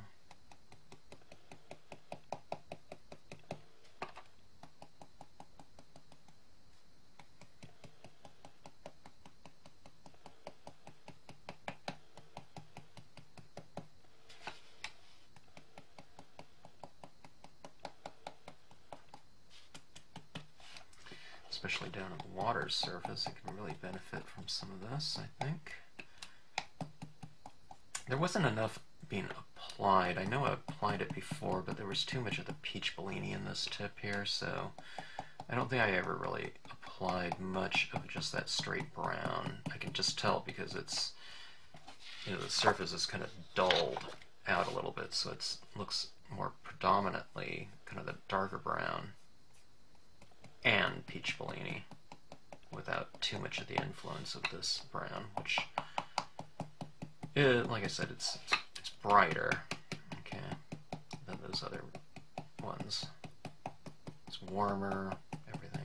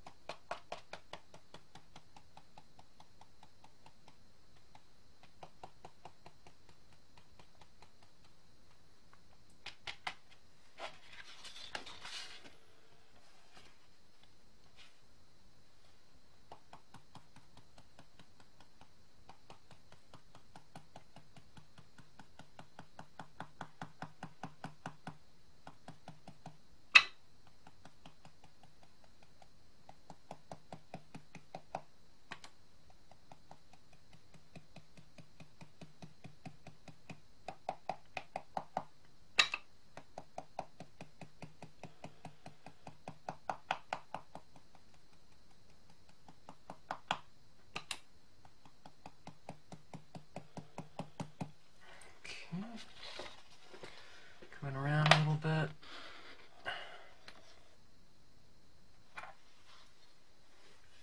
That area in the center really needs something really bad. In terms of colors, I haven't decided yet. You know, it's kind of a... I might have to mask off the the area around it, I think. Well, this piece is about masking, so maybe I'll do that. I don't think I've had to do that before. Like a little portal, you know, like that. First time for everything.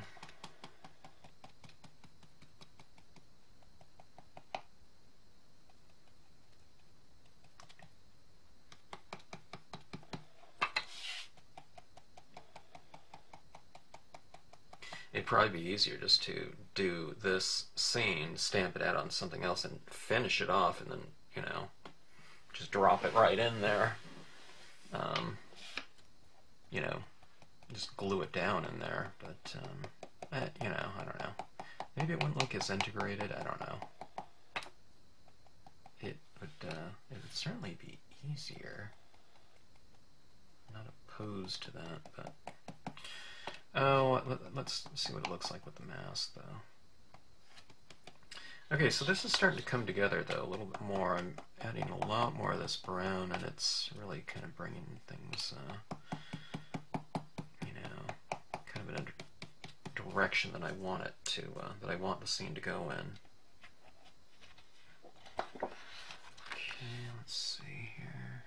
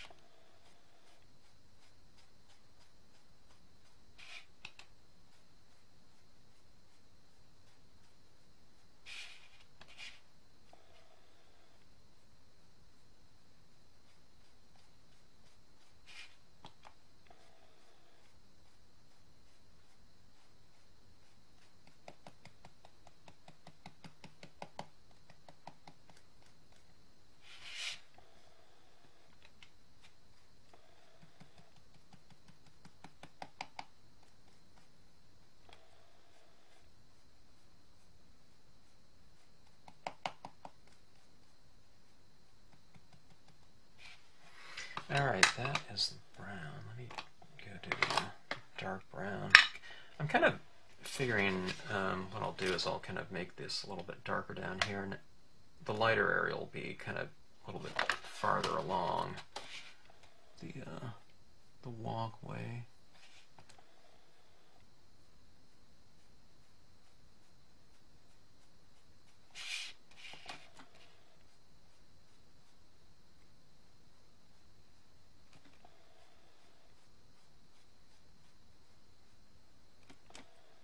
A lot of different ways you can kind of approach this.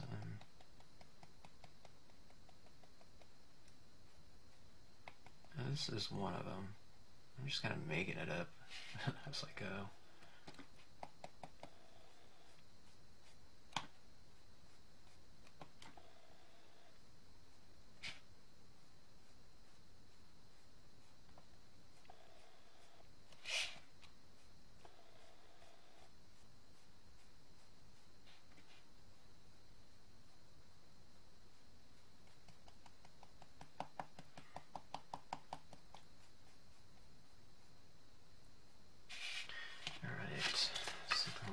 That for down here, I think that looks okay.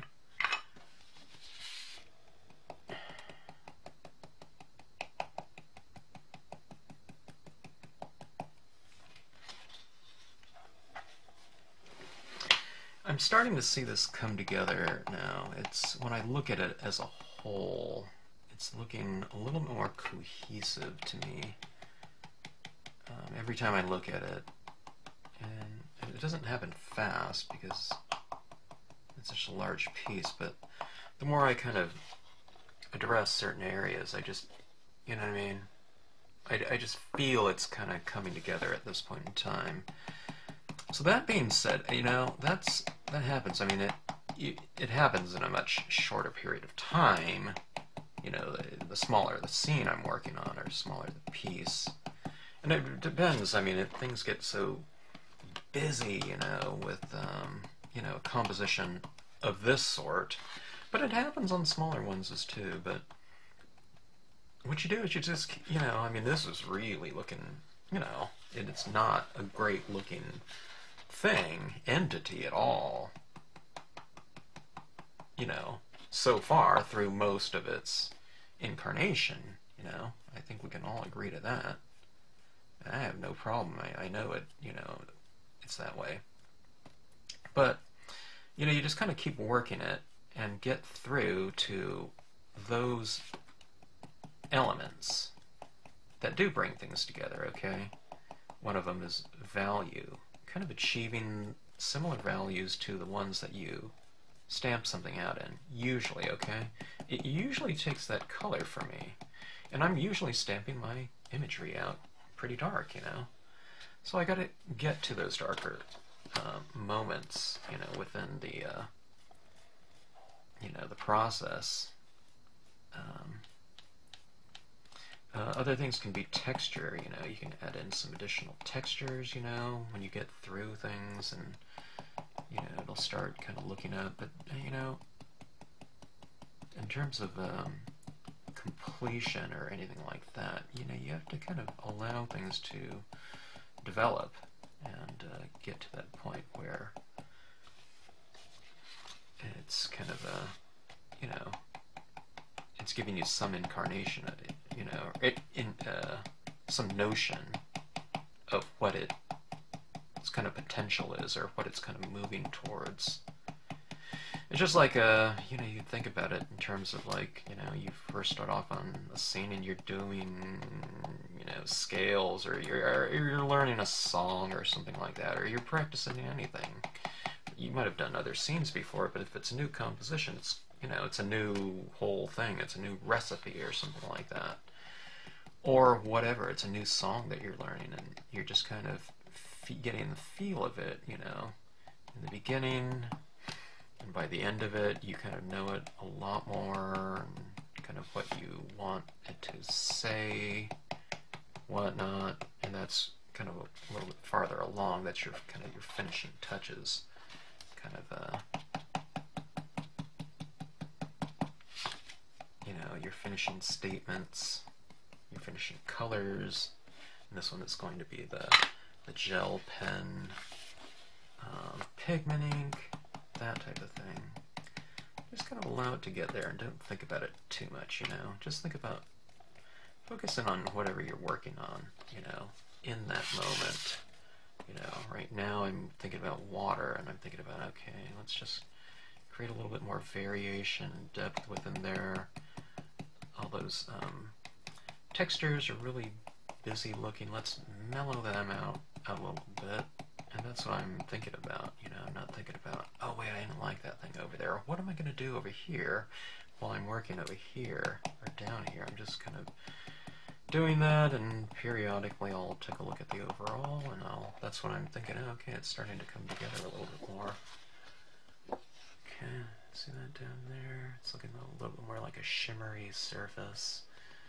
Cloud area right in here is getting a little bit more defined. Space and the clouds up top.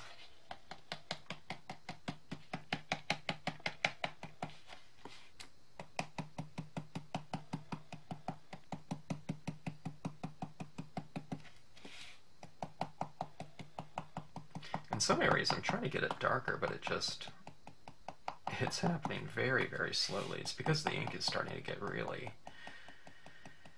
the paper's starting to get really saturated with ink, so it's not applying very fast. But that's also the thing that allows me to apply it in a very smooth manner, is because it just won't apply very much. It's slick, you know, it's giving me a chance to move that ink around, you know. But that's a good thing, though, you know, in terms of the blending aspect.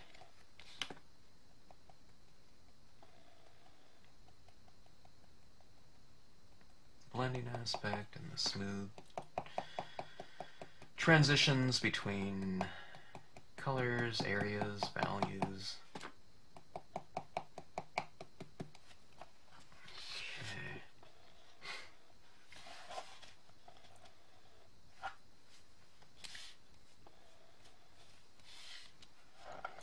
Alright, I think I was going to start addressing this, but while things are fairly moist, I'm going to move into the black and apply that, because I want this paper to be a little bit moist. I mean, it's not moist to the touch where it's dripping on my hands or anything like that, you know, but it is somewhat damp.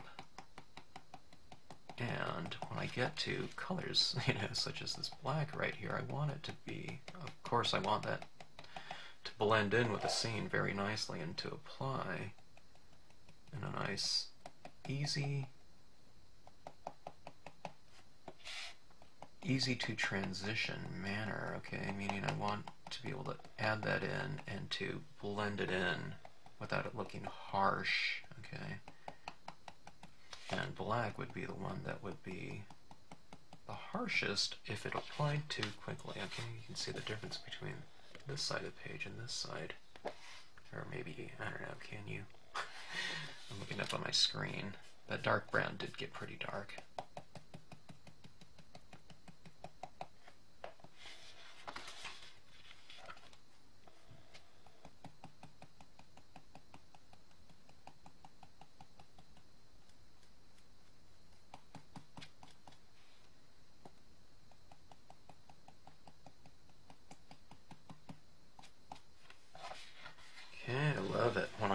Get to something like black right here, or whatever the darkest color, you know, would be. If I stamped everything in dark brown, I would probably just stop at dark brown. In terms of my toning, you know, I mean, I might, if I did everything in dark brown, maybe I would stamp something foreground in black, but, you know, by and large, the toning would be more dark brown based.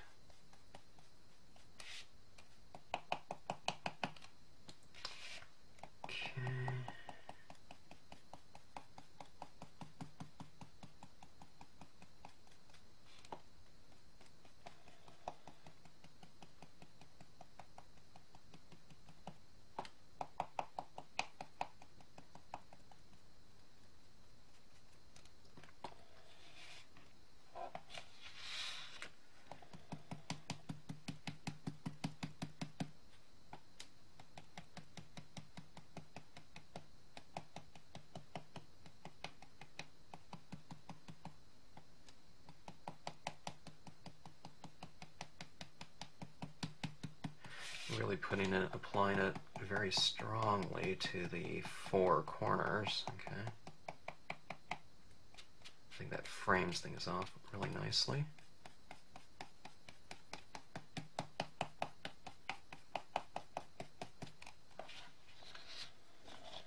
Alright, let's use our, this kind of looks kind of interesting. Let's use this again to create this horizon mask. Alright, let's do the streak like this, okay?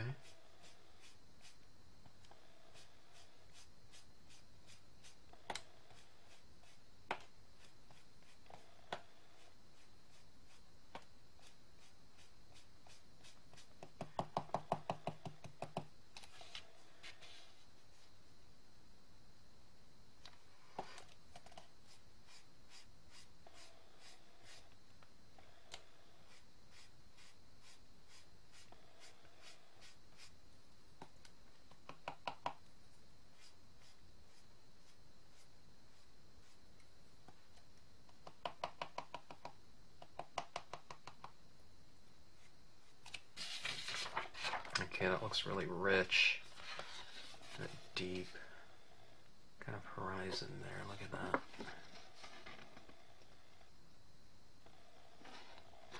that. Alright, let's see if I can hit that in these areas as well. Okay. That image, you know, that strong image is stamped down in black, of course, so stands to reason that you can use some of this black in terms of creating kind of shadow and additional kind of body into that image, you know, with some tone.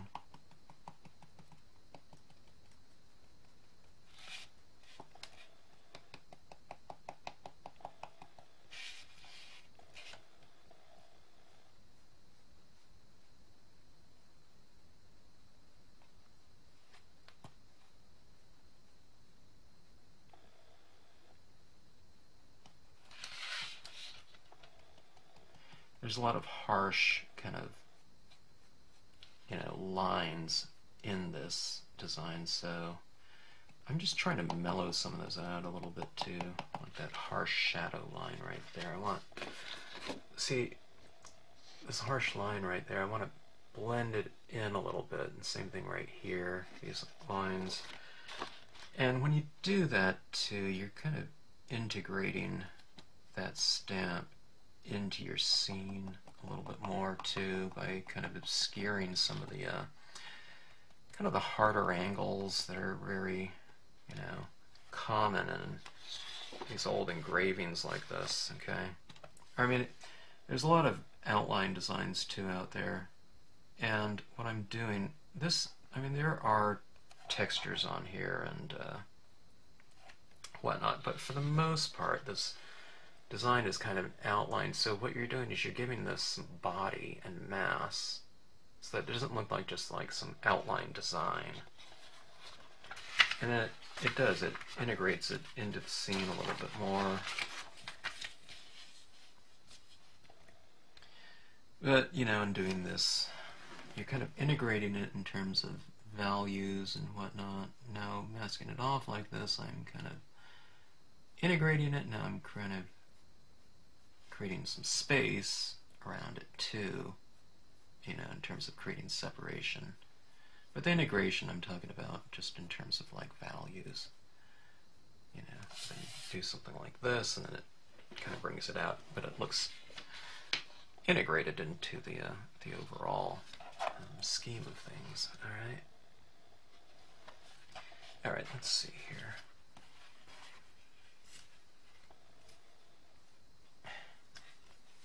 I need a little bit more variation going on in these clouds back here.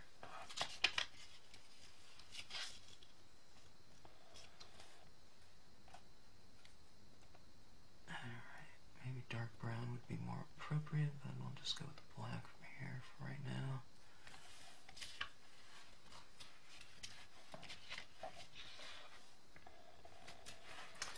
Alright.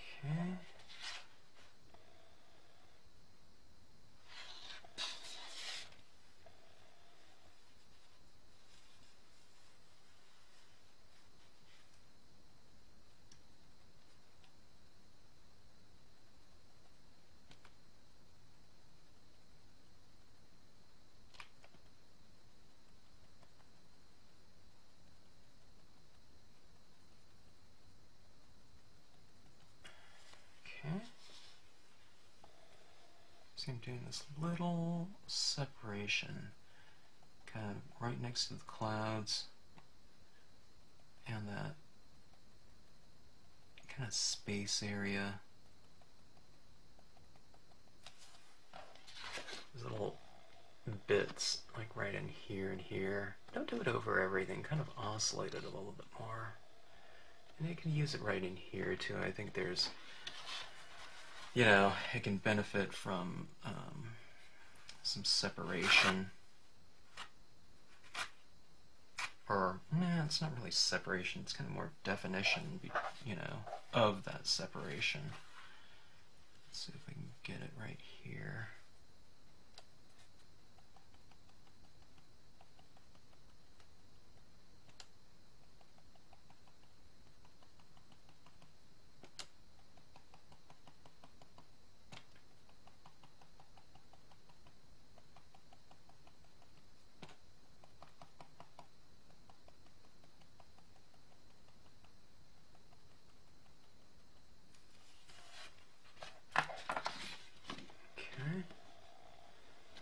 See that right there?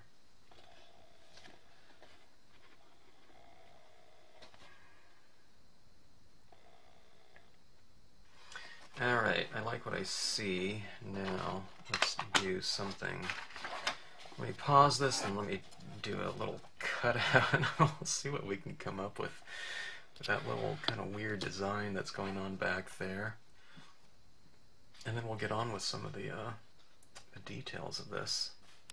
Okay, it was easy for me because I just used the inner space of this one, but I did cut it out a little bit wider.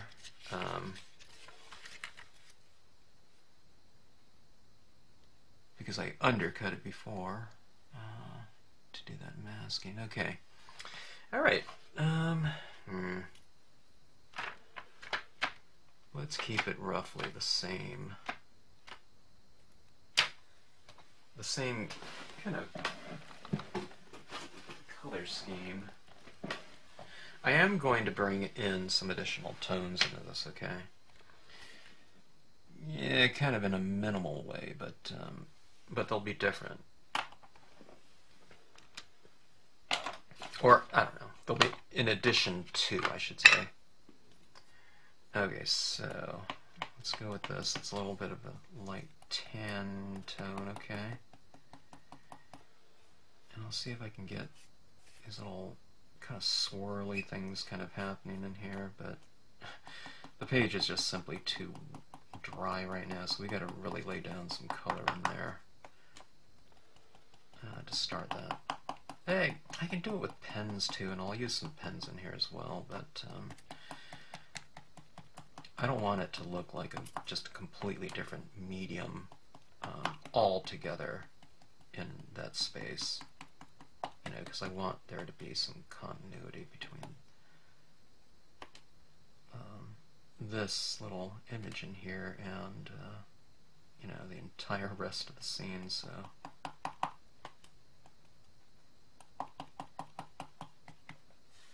all right.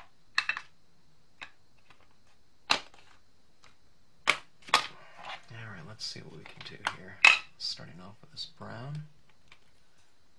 Okay, those are little swirly areas, and let's kind of use the same kind of concept in terms of playing around with light and dark.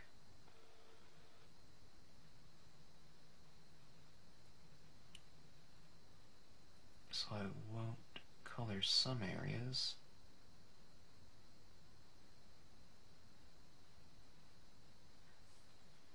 And I will color other areas.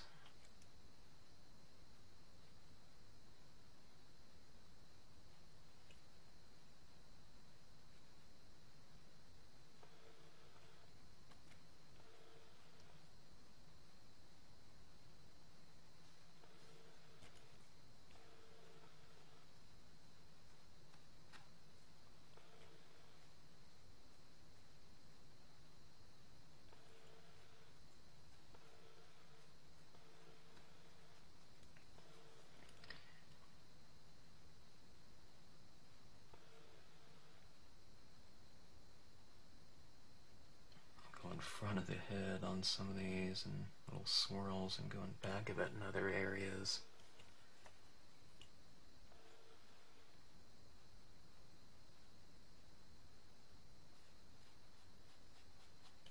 Okay, now think about this, or in thinking about this, I think I'll go with kind of a darker four corners on this as well, to kind of reiterate what's kind of happening on the outer perimeter of this entire piece. Okay, so let's do that now. I mean, I just thought of that right now. It wasn't, you know, wasn't some kind of general plan.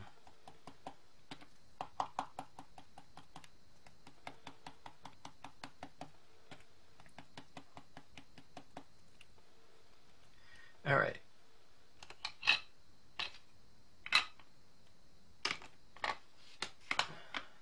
Dark brown.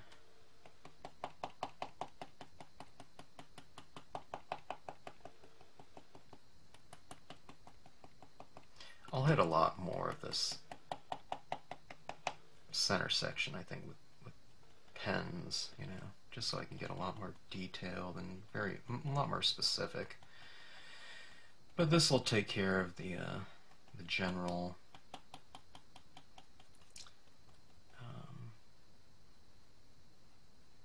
I don't know, coloration, you know, concept or whatnot. General structure, I should say, I guess. Alright, let's take a look and see what this is looking like. It's looking okay. It's still kind of incomplete though, isn't it? It really needs to get addressed further.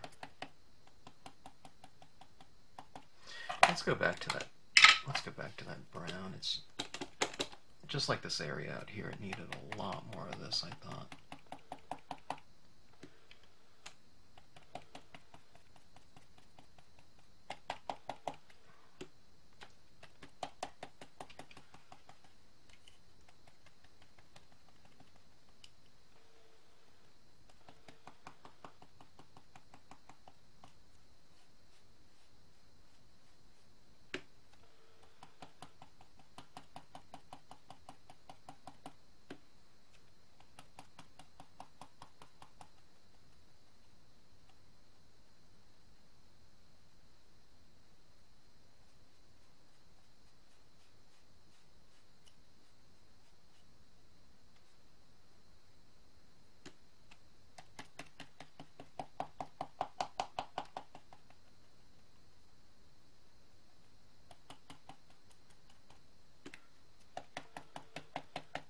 Alright, I'm getting a lot darker in here.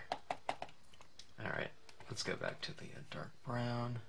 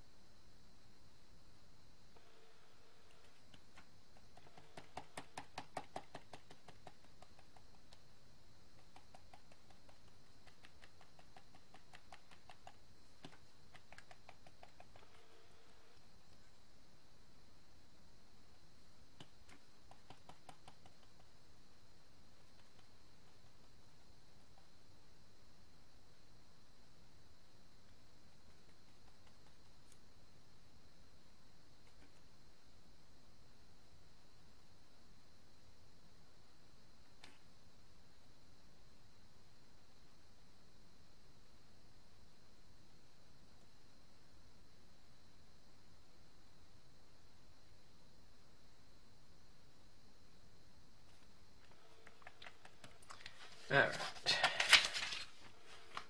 Something like that.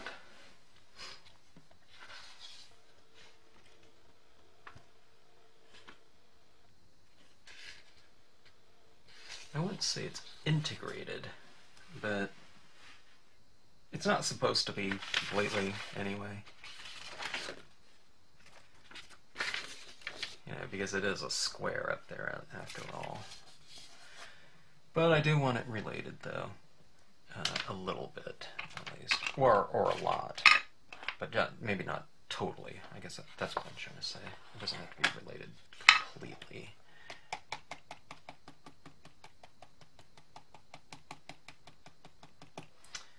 Oh, I think I already forgot. Let's go back to the blacking. Okay. Here again. Okay. Mask off. I need to hit some areas in here with that black.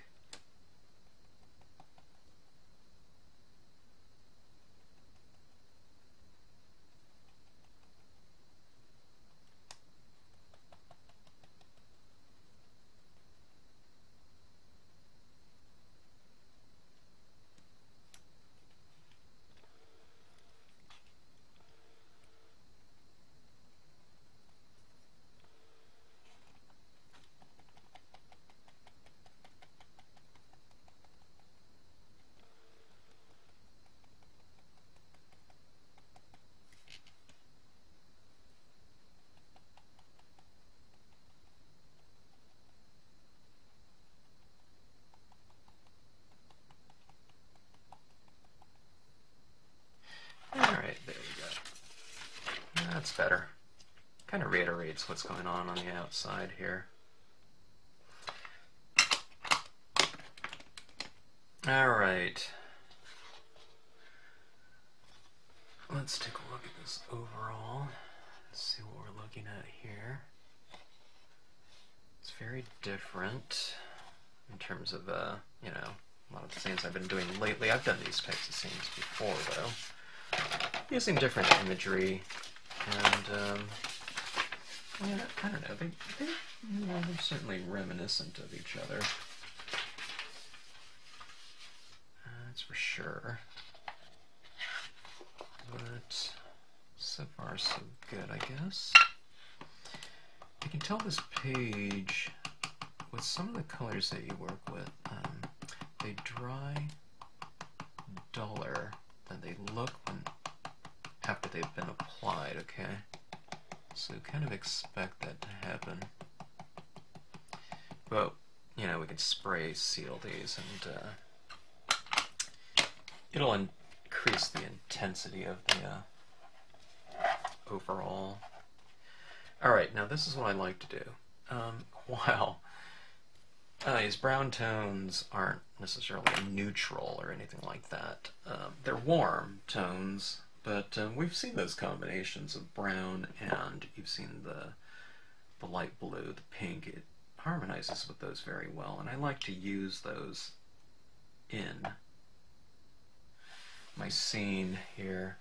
Let me see if I can find something. Here's a Memento Summer Sky, might be a good one.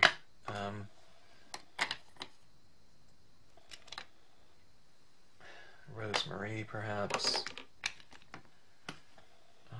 Here's an Aqua Adirondack Lights. It's called Seashells.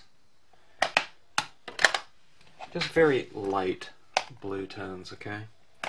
And let's just kind of, I don't know, it gives the scene's kind of a silvery-ish look. In scenes that are predominantly cool toned, you know, often I like to have a little element of warmth in it. Scenes that are predominantly warm, I like to have a slight element of cool in there, just to kind of bend the temperature scheme a little bit. And it can be done in a very subtle way, alright, with just your lightest tones. If you don't have a very light blue, and if you want to use blue, what you do is you dab into blue, and then you really take off a lot of it, okay? So that when you apply it to your imagery, it's being applied in a very, very light and dry, and thus light manner, okay? Alright, so let's take a look and see what this is going to look like. I mean, you can barely see, this is the characteristic of Adirondack Lights, that they're just really pale, okay? So what you do is, if you have another color and it's darker than that, really dab it off until it looks that pale, okay? And then apply it in, okay? But this one is really just inherently very light, or, yeah, very light in value, okay? A few dabs and I can't even see it, okay? So I try to get more ink on my brush. It is wet because I can see it on there, but it's just really, really pale. Gosh, I don't even know if you can see it on camera. Yeah, I think you can see it a little bit there. I can get a little bit into my water down here. Not everywhere, okay? Just a little touch of it here and there. Put some in my planets, you know, where I've retained some of the white. It reads as blue.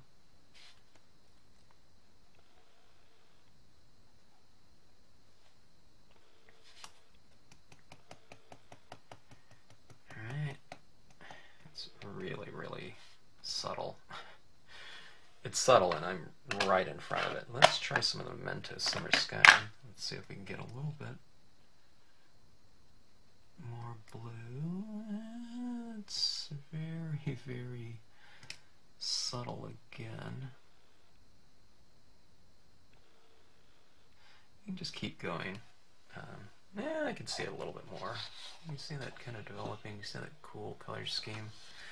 Let's get some on the face as well. We'll kind of create a relationship between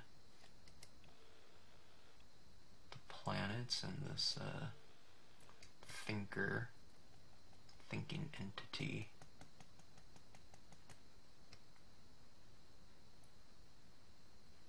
Alright, now remember you still have the use of things like pens and whatnot that you can apply that color to, so maybe if you don't even have a color in ink form, maybe you do have it in pen form. Use the pen, you know.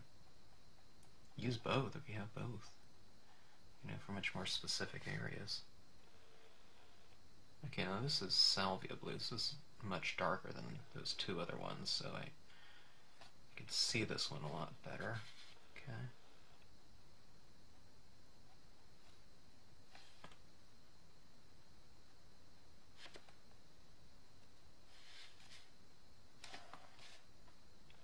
A little streak of it here and there in the water. Here. Alright, here's the pink. We do have that pink kind of running up in here, so let's get a little tinge of, how about some pink tones? Maybe I'll start it a little in my brown, and I'll work my way into this area a little bit. It's a little bit of the intensity right here, see that? See how different it is from that to that? You know, it's totally different, but I don't want to change everything, you know. Yeah, you could, if you really like it and you just want to keep adding more and more. Let's add some of it down here in the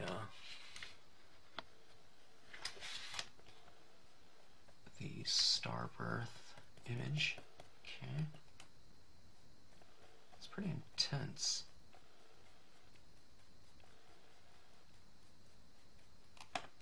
And it's a little bit more intense than I thought it would be, but I do like it. It's kind of creating a stronger glow. Let's take a look on one side. See this right here? That's with, and this is without. It kind of looks anemic out there. Of course, this is wet too. This is dry. Maybe this will get, you know, kind of a boost, you know, with some additional, you know, spraying, you know, with a clear spray, an acrylic spray. But look how great that looks. So this, you know, you can just kind of keep layering things, okay? And you never know what you're going to get, you know, because all colors are different. Let's add some of this to these clouds here as well. Look how nice that looks right there. See right on that cloud, some lighting coming from the heavens and whatnot.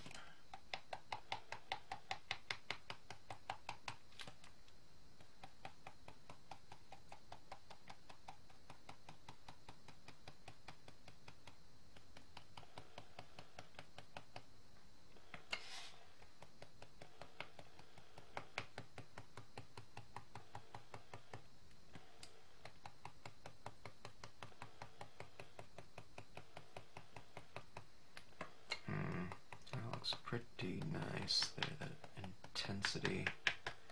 It's really increasing some of the intensity. Okay, I'm being careful, I don't want to darken something. Alright, see that tone up there? Oh, let's go ahead and add that a little bit down here.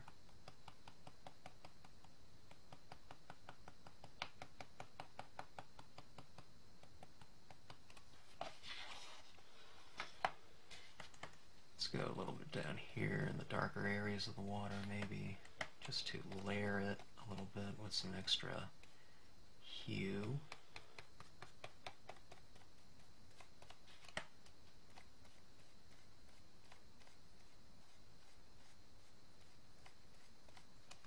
Look at that glow right there.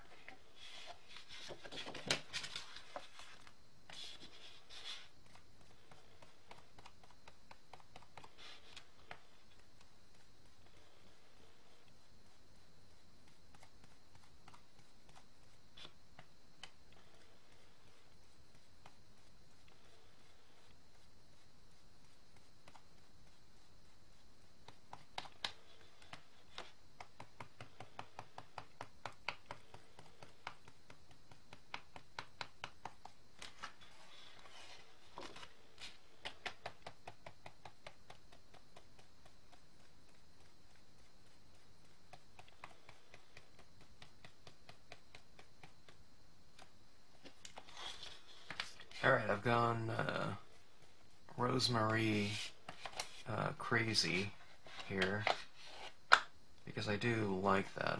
It's adding that, I don't know, it's adding that little bit of intensity and hue that I wanted apparently, but didn't know I wanted.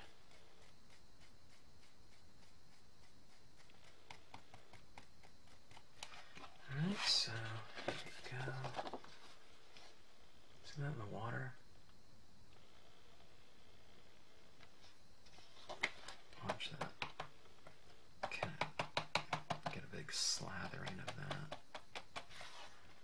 that area. Looks like a nice shimmer though.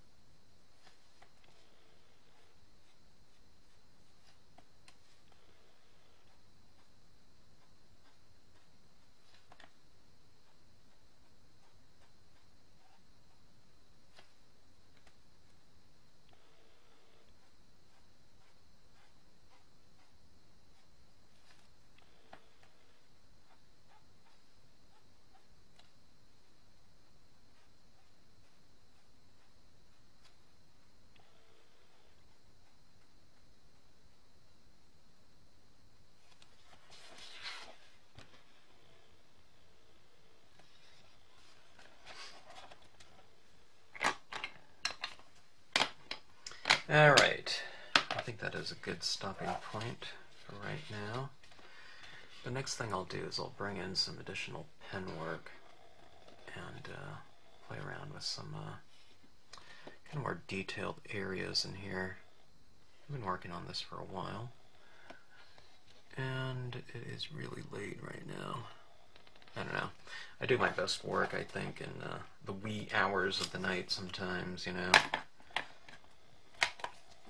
More so years ago, I don't know, the night was really, you know, kind of my time, but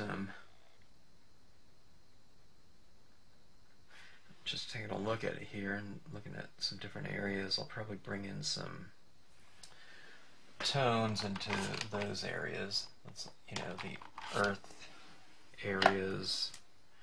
Like here's some green, maybe, to go along with those kind of pastel-ish tones. Actually, it's the moon, but not Earth. That's what happens when it gets really late. But let me bring in some of this lighter blue in here.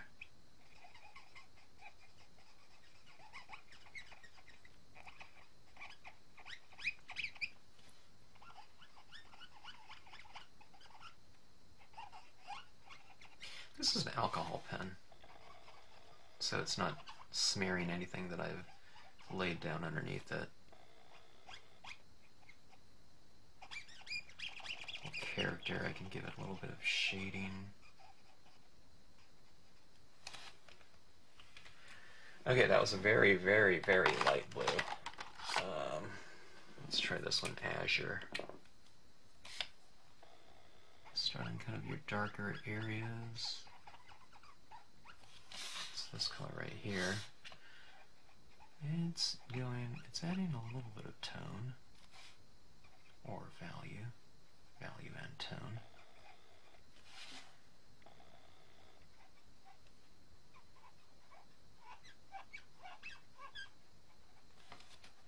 Okay, and I kind of creating a little bit of a relationship between the figure and those orbiting objects in the form of the moon.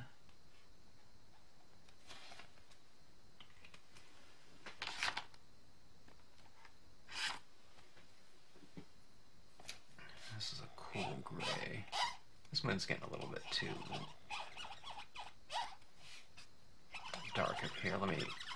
This cool gray is a little bit lighter, so I'm kind of blending out some of that tone actually.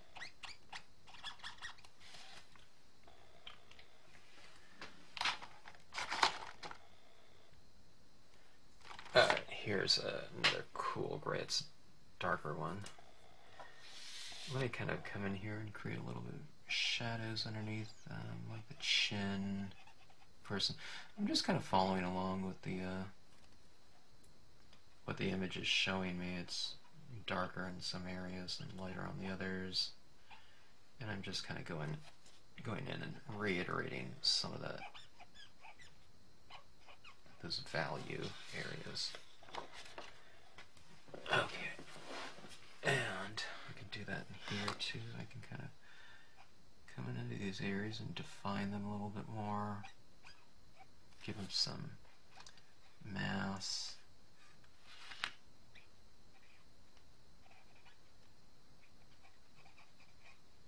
You don't have to know anything about form or anything like that, just I'm darkening in the areas that are darker on the stamp itself, okay? Dark areas, just add a little bit of extra darkness to it.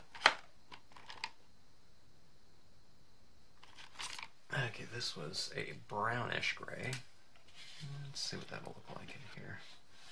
I have those little textures down this road. Maybe I can kind of play around with that a little bit on here. Kind of add additional textures, line work, you know, in the direction of those kind of lines of definition. We have these little breaks in here, okay? And I can just kind of reiterate it, you know, with this, or I can color some of them in.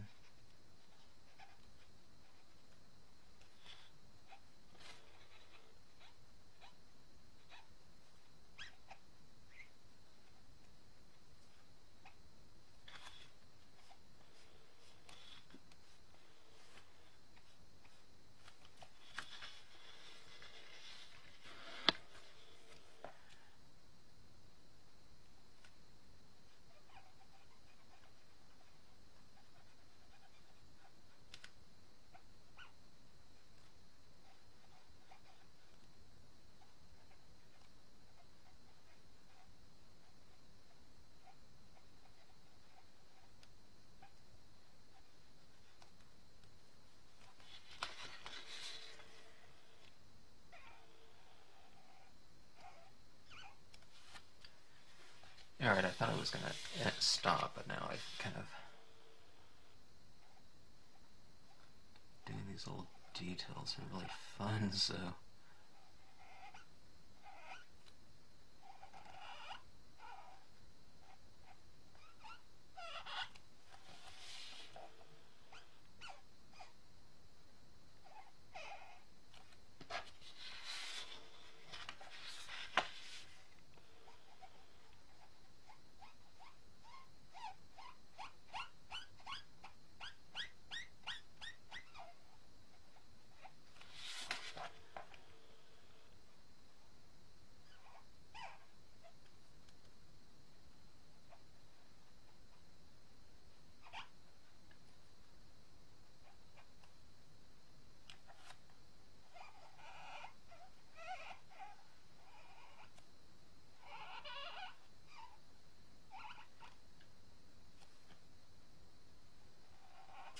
I'm just kind of doing these little swirly things around.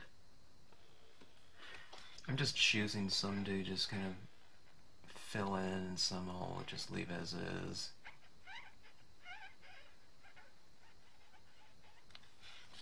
Something like that. Alright. Fairly elaborate looking composition going on right now. And those things, those extra embellishments are really going to be fun to add in. I'm going to take a break from this right now. And we'll come back to it later. All kinds of different possibilities here. But fun with masking. Alright, I lied and I came right back to the scene after going and getting a little drink because I couldn't stop thinking about it, so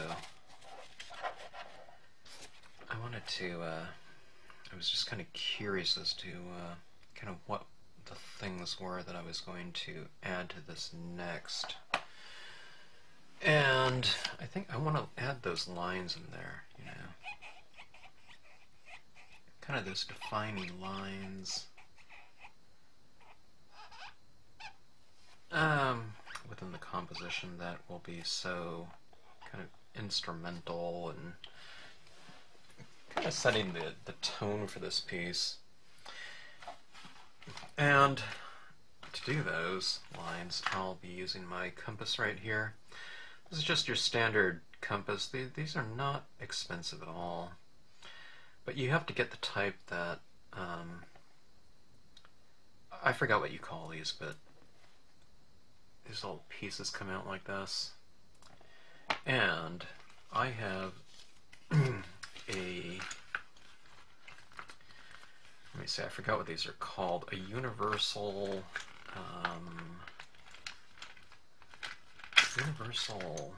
media holder or something like that. Okay, you see it right here, it has this stem, okay, and then this little thing, it says in, out, you just roll this and this little thing comes in and out to hold whatever size implement you want in there. Okay, just tighten this back up. I've had this for so many years. I got this in high school. Okay, so we're talking in the 80s. Both of these things. And I don't know, like I said, they're not very expensive at all.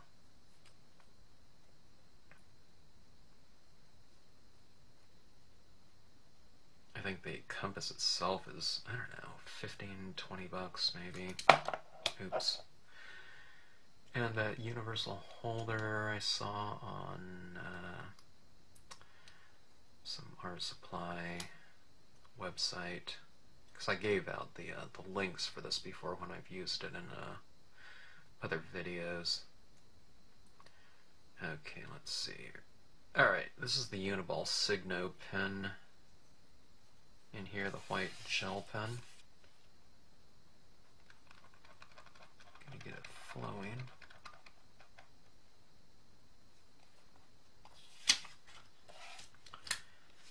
Okay, now I have to find the center of all these things again. Okay, and I want to get this pen at roughly as close to, you know, 90-degree angle as I can. Okay, so here we go. Let me make sure that's going. It's still flowing. Okay, now this is going to go behind my moon.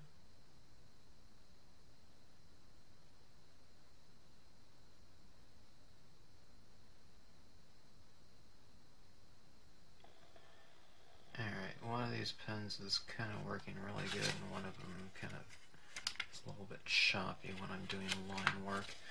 It's going okay, but okay, maybe it works going back this way better. Yeah. Okay, so I'm going down here.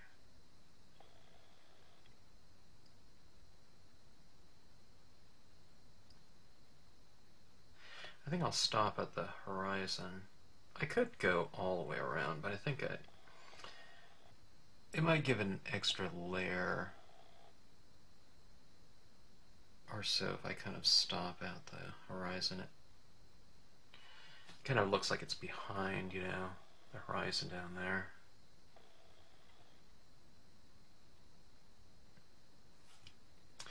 Alright, this pen should be flowing a little bit better, but it's not. And I think this pen just moved too. I might not have been on there as tight as I should be.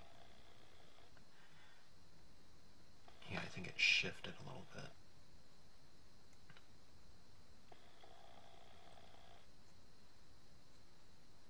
Yeah, make sure you everything kind of really tightened down really well. Okay.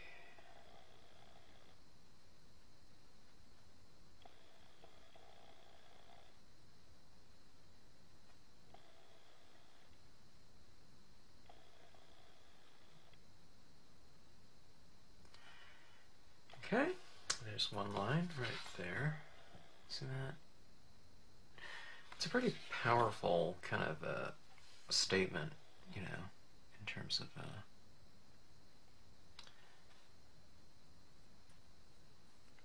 visually, graphically, whatever.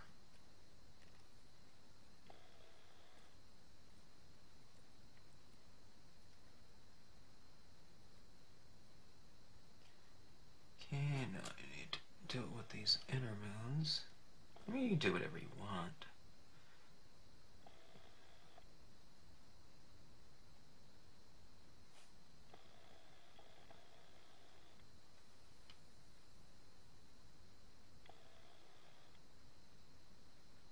But I don't know, doing this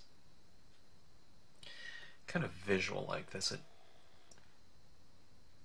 it's kind of describing like an orbit, you know, typical orbit of a moon.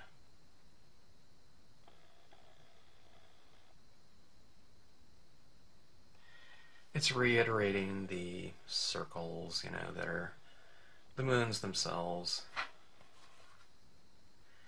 And it kind of creates that extra layer of depth within the scene. You could have made it, you know, you could have, you know, had the circles down here too if you wanted to. Anyways, let me see. Is that? I think that's all I'll do with the compass, at least. So this little universal thing is really fun.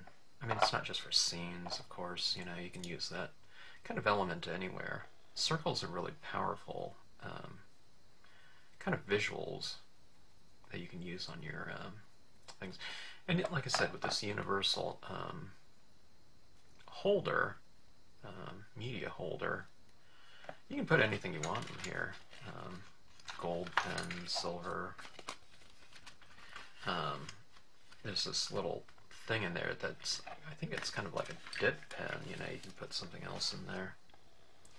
Calligraphers are probably very familiar with it.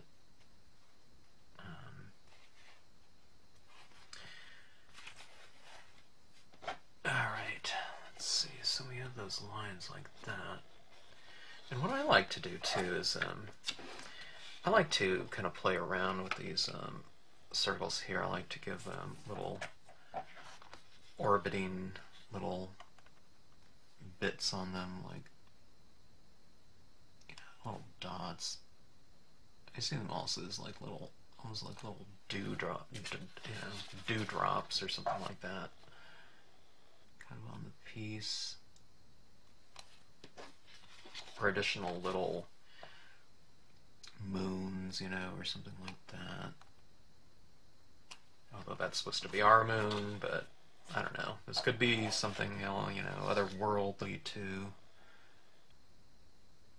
These could be the satellites, you know, or something like that around on them.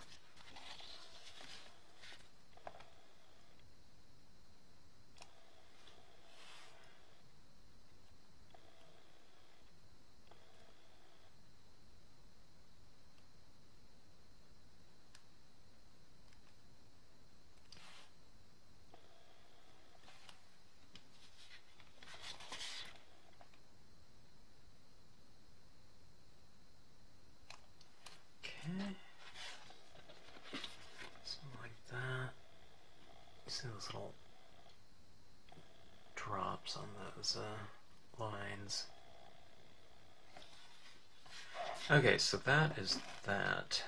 Now, let's bring in some additional layers of kind of continuity. Okay, so we have those little dots in there. And plus, you know, there's this textural continuity.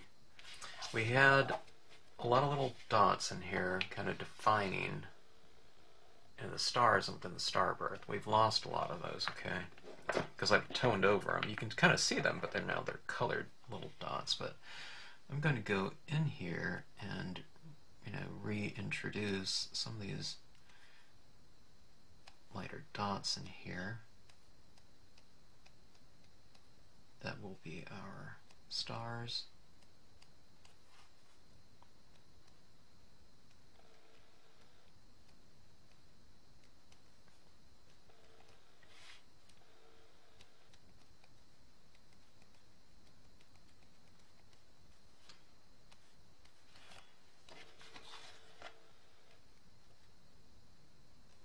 So you're kind of layering that texture because there's colored areas back there with these.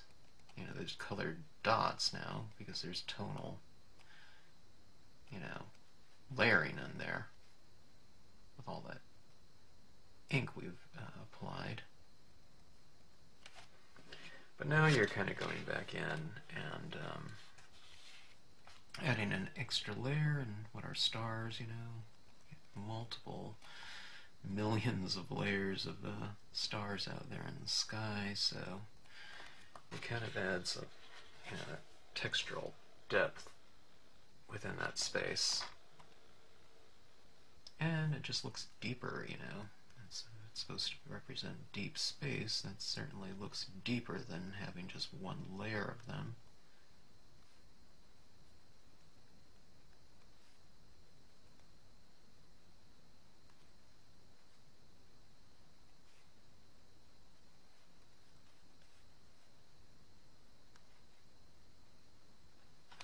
Create some a little bit bigger, some a little bit smaller, kind of vary them a little bit.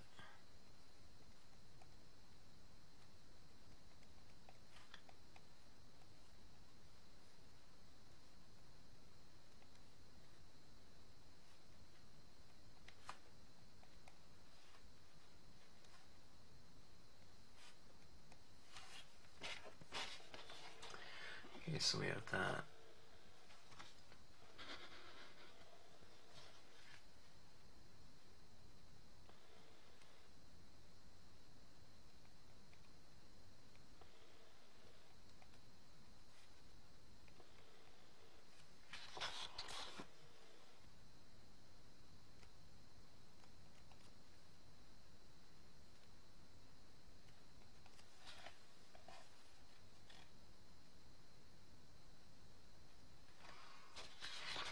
There's kind of those concentric circle things going on in, you know, this star design as well. You can see them in there. And I thought, well, maybe I'll, you know, put a little bit of these lines in there as well. Or these little dots, sorry. On some of those lines.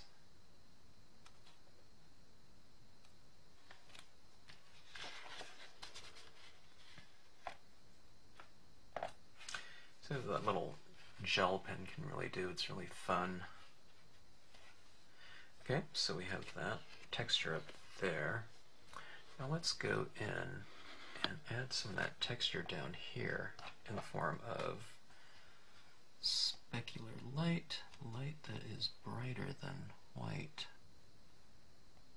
So we all seen it, those really sparkly reflections off of the water's surface.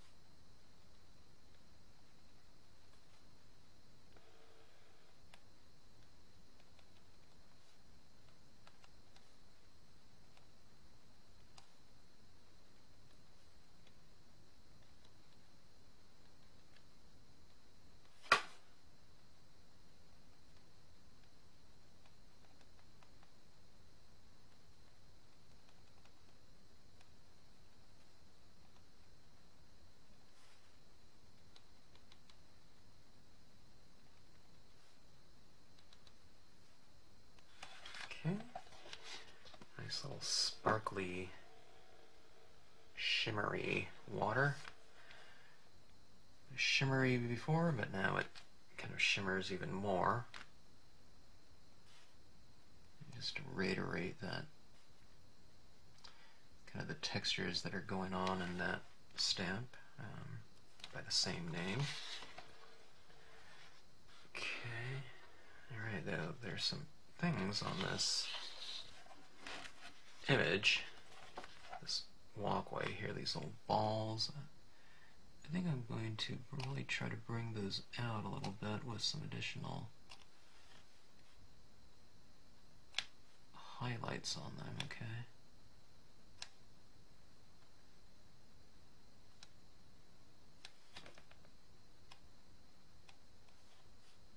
And it kind of reiterates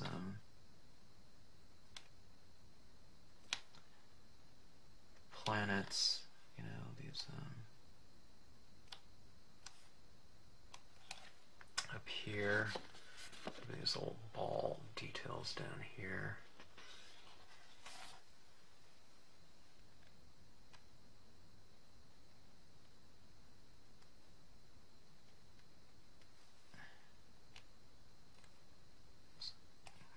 Whatever this is, stone or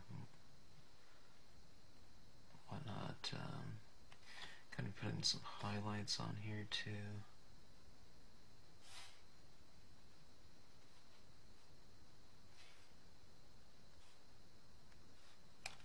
Okay, like that. Some highlights down here. Kind of makes it a little bit more dimensional.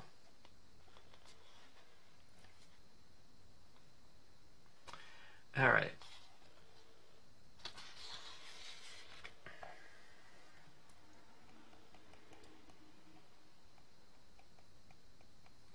Put a few little highlights on your clouds as well. Right on the tops of the billows or something where they're lightest.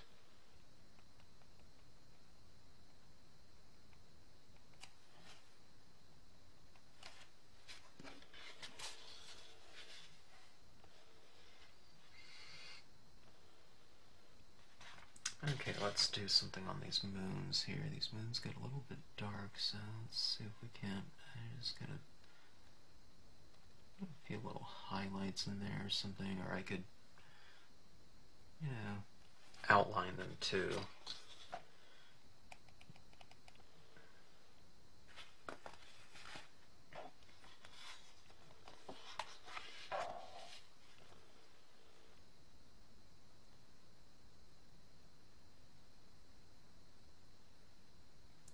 Kind of on the leading edge, why don't I just kind of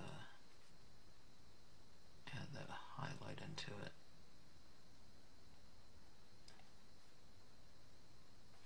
On one side, on the lightest sides.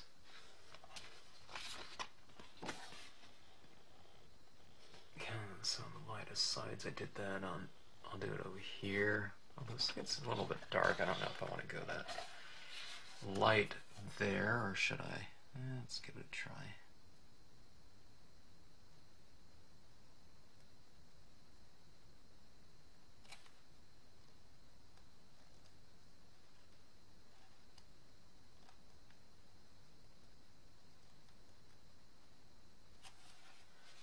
It's a little bit light. It looks okay. And down here, I think I'll go bottom edge, maybe.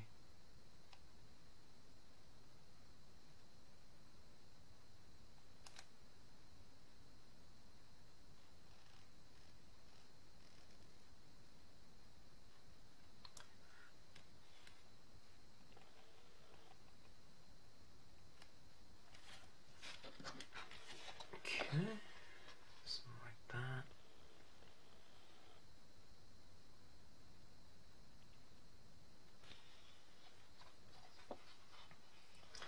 Do the same thing on this this person, this entity's head.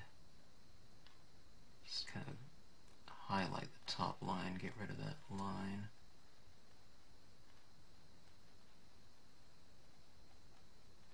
So I can bring out some features within the face, you know.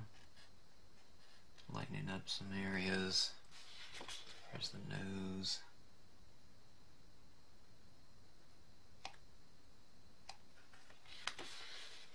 Cheekbones are kind of a little bit raised usually. Catching some of that light. Lip, chin, forehead.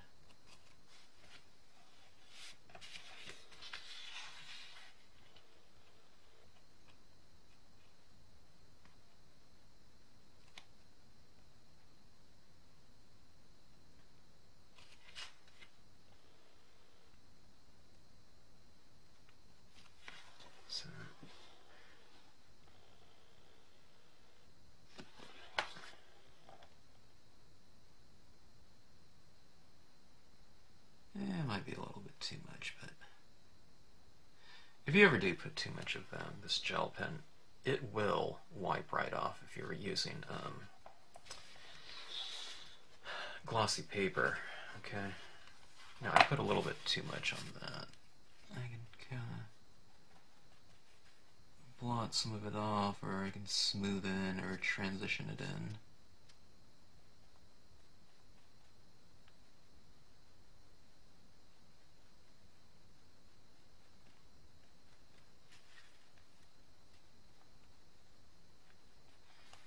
Alright.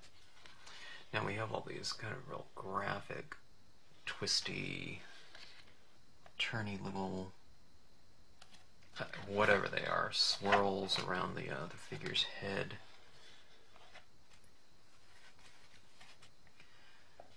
They're all in black, but I'm going to give it its complement in white. With some of them.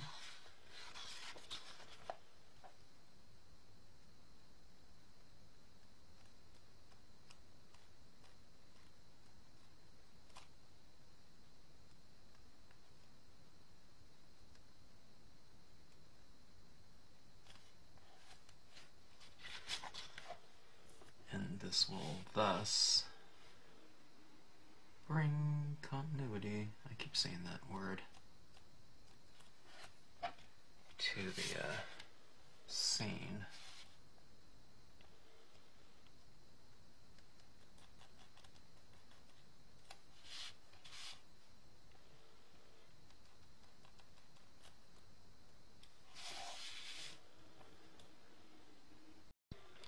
Okay, I am back. My secure digital card ran out of memory last night, which means that this is probably going to be the longest video in the history of not only stamping instructional videos, but maybe anything instructional on YouTube. But as you can see, the paper in the scene has dried a bit dull. It's not quite as saturated looking. Now I did adjust the exposure of this camera a touch, because when I'm working on all white, you know, it's kind of underexposing, so anyways, but you can see it right here, just the saturation isn't there. But spraying this with a spray when I'm done will bring all of that back, which kind of makes it a little bit confusing sometimes, because I'm not really quite sure. I'm adjusting things and I don't know how important it is, but it will look a little bit different, so I don't want to over adjust something knowing that the saturations are going to be recovered, you know, upon spraying. Okay. What I've done is I've kind of gone into this head right here and just followed along with those lines that are on the stamp with some additional pen work, and I've made some of these little dots a little bit larger, much the same as the ones on this perimeter, so it kind of makes a little bit of a visual bridge between this area and this area in terms of having a similar texture in there. Okay. I don't remember if I think I did these on camera, little highlights here and there, but I've added a few little stars, but this is the main area that I really worked on, you know, quite a lot. And then I've added some little textural let's see if I can show you that, highlights in the moons there. Okay. The moons got kind of a little bit dark, so I had to add some of that lightness back into it, and these pens are really good for that. Okay, and gives it a decent looking touch. So.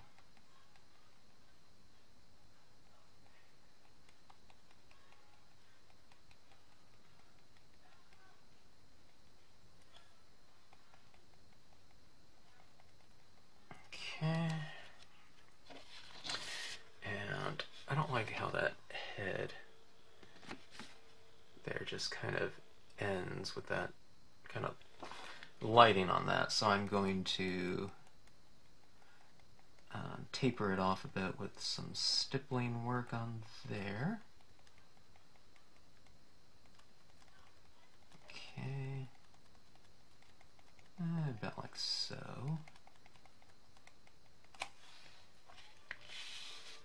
Okay.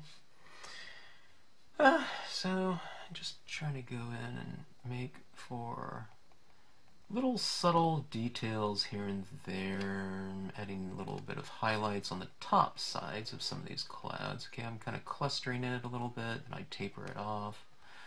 You make it denser in some areas, then you taper it off. It's not any different than shadows, where in the darkest area of the shadow you have it denser with, you know, darker tones, values, and then you taper it off as it moves into the lighter. Well, highlights, it's the opposite. You have denser lights in the lighter areas, then you kind of taper it off into the shadows. Okay, here's our stars. Really clear off my desk at some point in time here. Running out of space. Okay, here we go. Stars in here. I can make them a little bit lighter. So.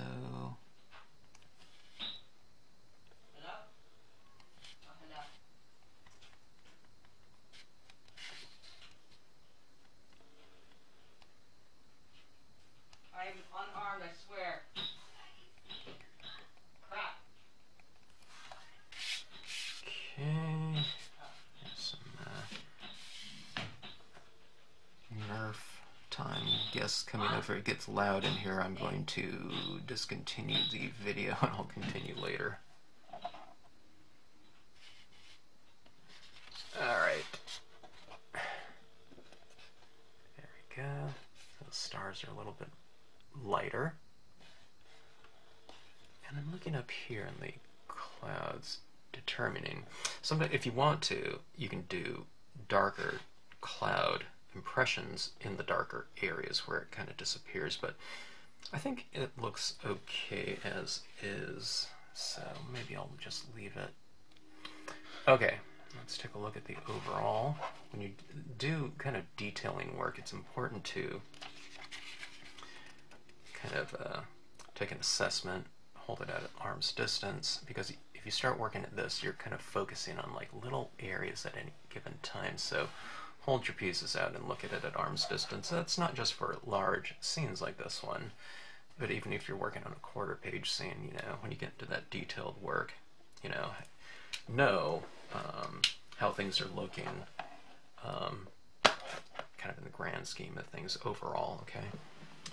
Alright, now let's see what we have here. I have all kinds of other types of inks now. I have like some gold or copper. This one's the gold one, but it's labeled copper. I'm not sure, but I might want to use something somewhere. I'm not really quite sure. This is kind of your brown.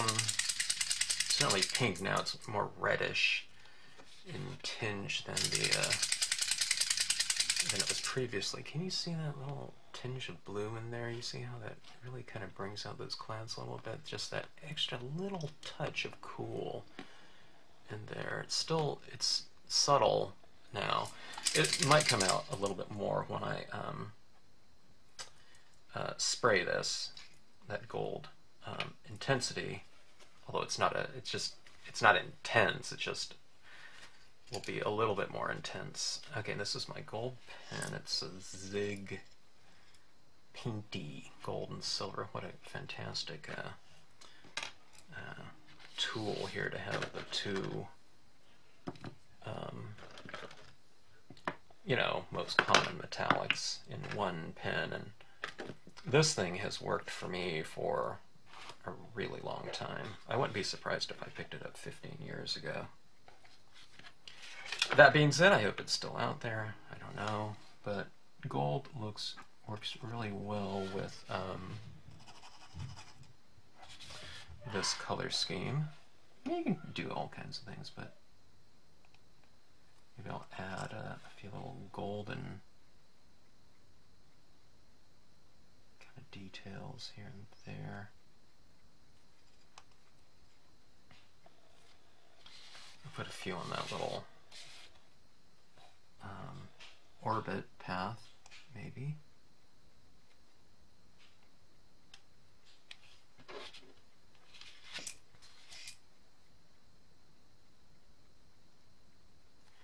Gold, it just looks like a dark dot, okay? But then it's one of those things for the viewer, the recipient. It's not really good for the, like a, you know, like a video, or, you know, if you try to scan it, often it's not going to pick up. But for the viewer, the original, if you give it to them, someone this, it will, see that right there, how it really reflects the light like that, you know, that reflective quality. Do it up around there, and how those orbiting paths kind of relate to this figure in here. I'll do a few of these dots in here, gold, create that kind of relationship between our whole figure and what's going out on the perimeter. The more I use this pen, the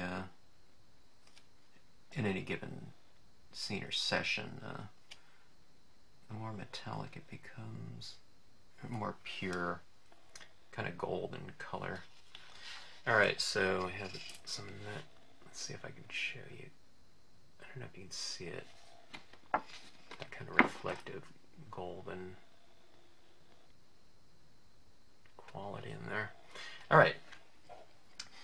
Sparkles on the water, shimmering water, especially reflecting some golden light. Maybe I'll put in some little golden light amongst that space.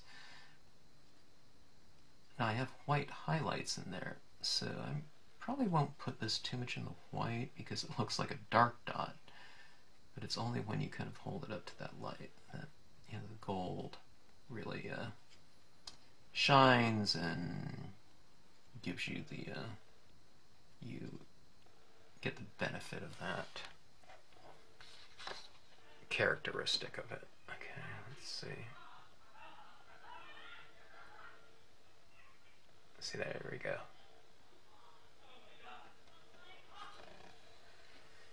Okay.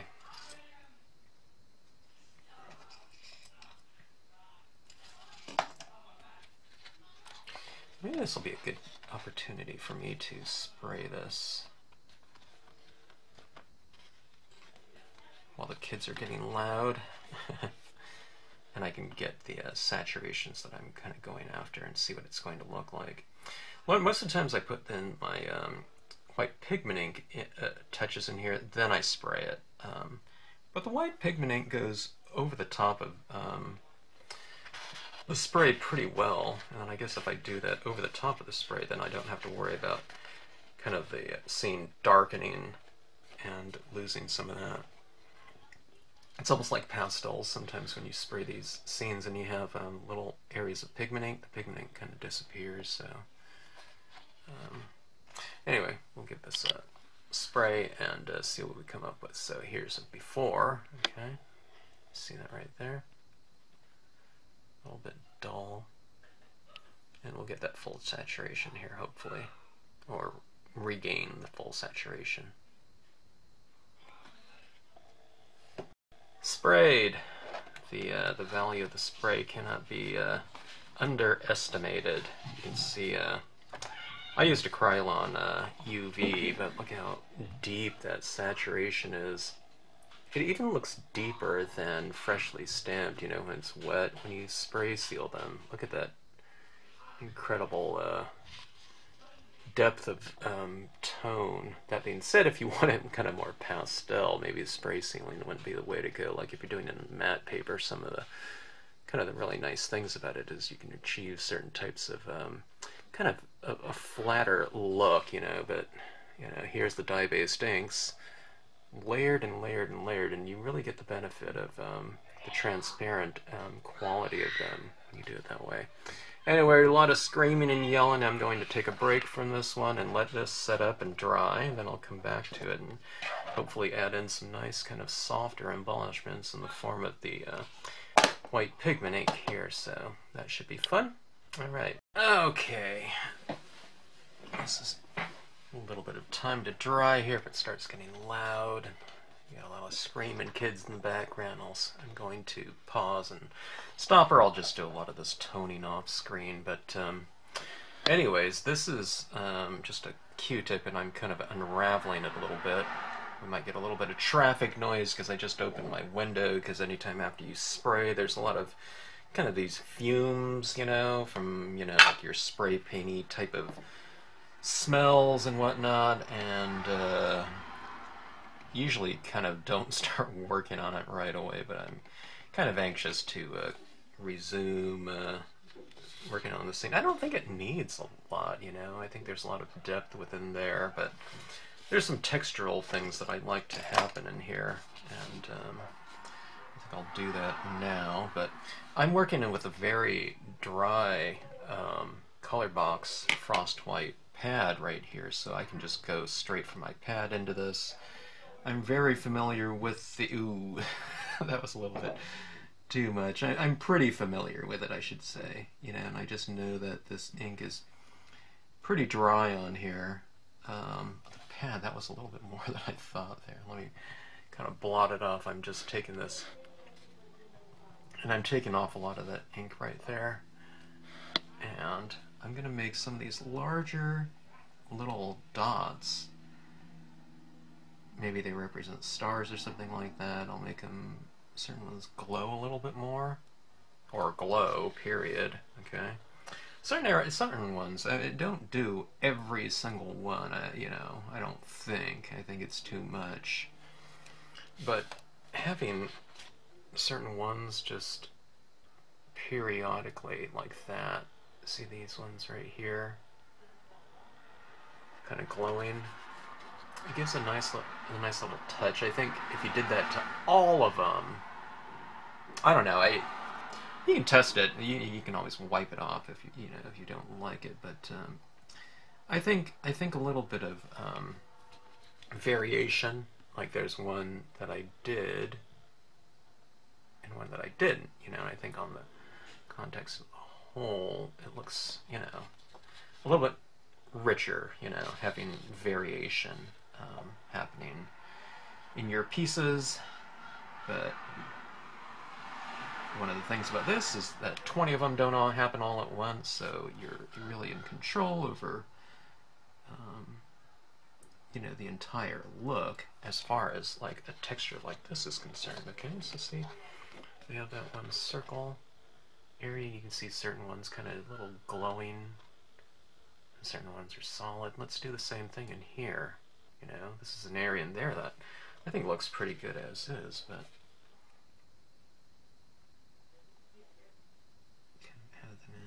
so, and perhaps create a little bit of relationship between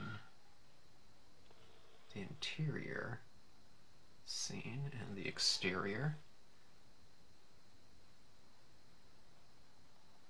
They look like little lights to me within the piece. This whole scene is a little bit sticky, so I think I'm leaving some fingerprints, but anyways, it's the fingerprint of the stamper, signature. If they want to use this for evidence one day, they can take a look at my fingerprints probably on this, embedded into the scene.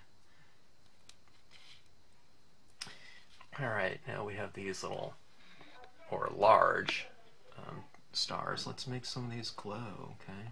Let's add a little bit of this pigment ink down here. You can see I haven't re-inked this yet because there's still enough ink on here. And that's where you get that nice kind of consistency, okay? And application.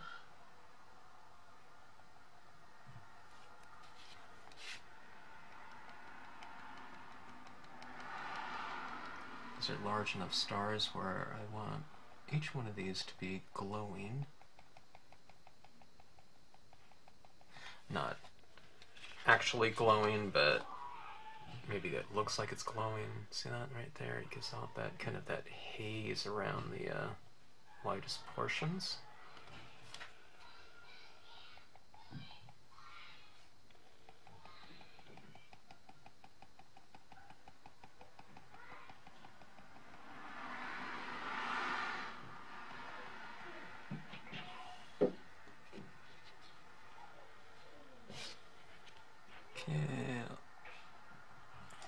Make a few of these stars out here, the larger stars in that starbirth area glow.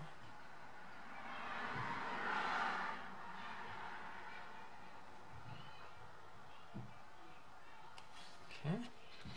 They kind of stand out a little bit from the background in terms of the texture, don't they? It looks really soft and I think a little bit more interesting. Okay. Maybe around the character, maybe I put a little bit of a glow in here, or I can soften some of the skin maybe. I can create a little bit of a transition in the head, you know, where it's kind of lighter and it's a little bit darker. Maybe the figure itself is kind of glowing, you know, it looks like the figure's kind of, I don't know. To me, it looks like it's like symbolic of learning, maybe, you know, and, you know, striving for knowledge, maybe, or something of that sort, you know, what the scene's kind of looking like it could be about, or partially, that image from Stampers Anonymous. I'll have to see if they still have this, and if they do, I'll link to it. Okay. Anyway, I don't think a lot of is needed in here, you know. Let's see. That being said, I always like it in the clouds. Kind of create that softer kind of edge to some of these clouds, like the edge is illuminated, and it is illuminated vapor, moisture. So this is a way to go in and really give that softer kind of glow to those areas.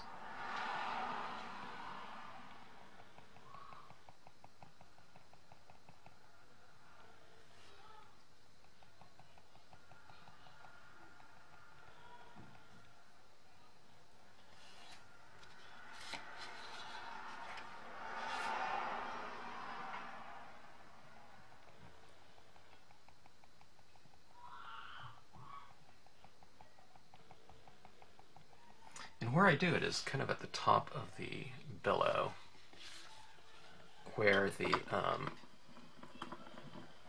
where light meets dark. I do it in those transitions. Okay, so we have these areas right in here in the clouds, okay, where light meets dark, right? Because the dark part is defining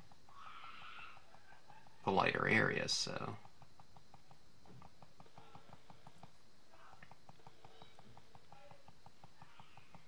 I don't add this in where the clouds themselves get very dark, because we're seeing that area's kind of in shade, so you don't have light being reflected in that area as much. So you don't get that illumination.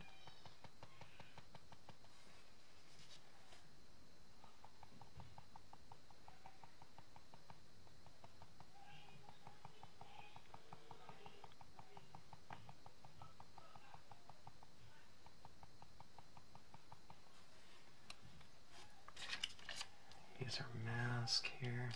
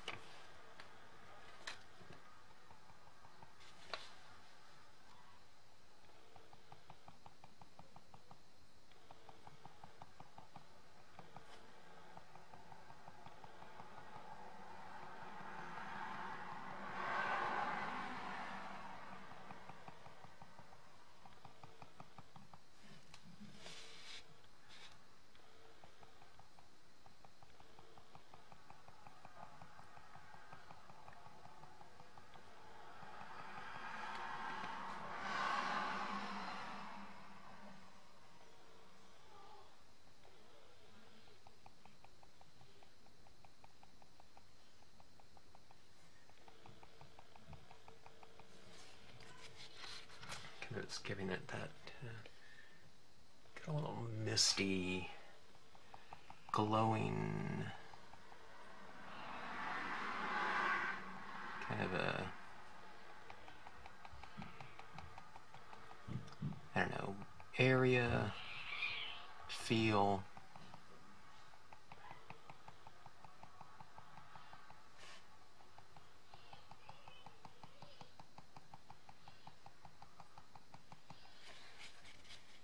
All right, here we go. Oh, forgot about those clouds up above.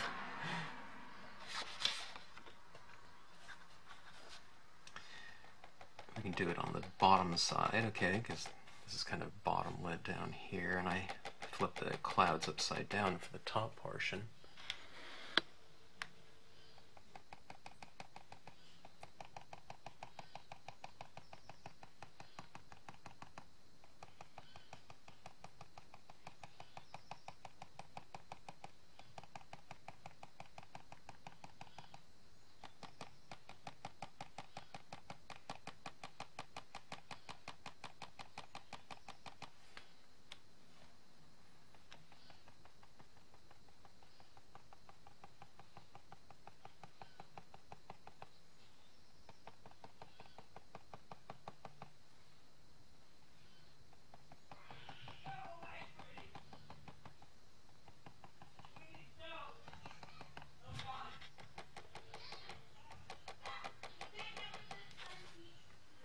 So yeah, it sets those kind of clouds, you know, to a little bit of a glowing type of look.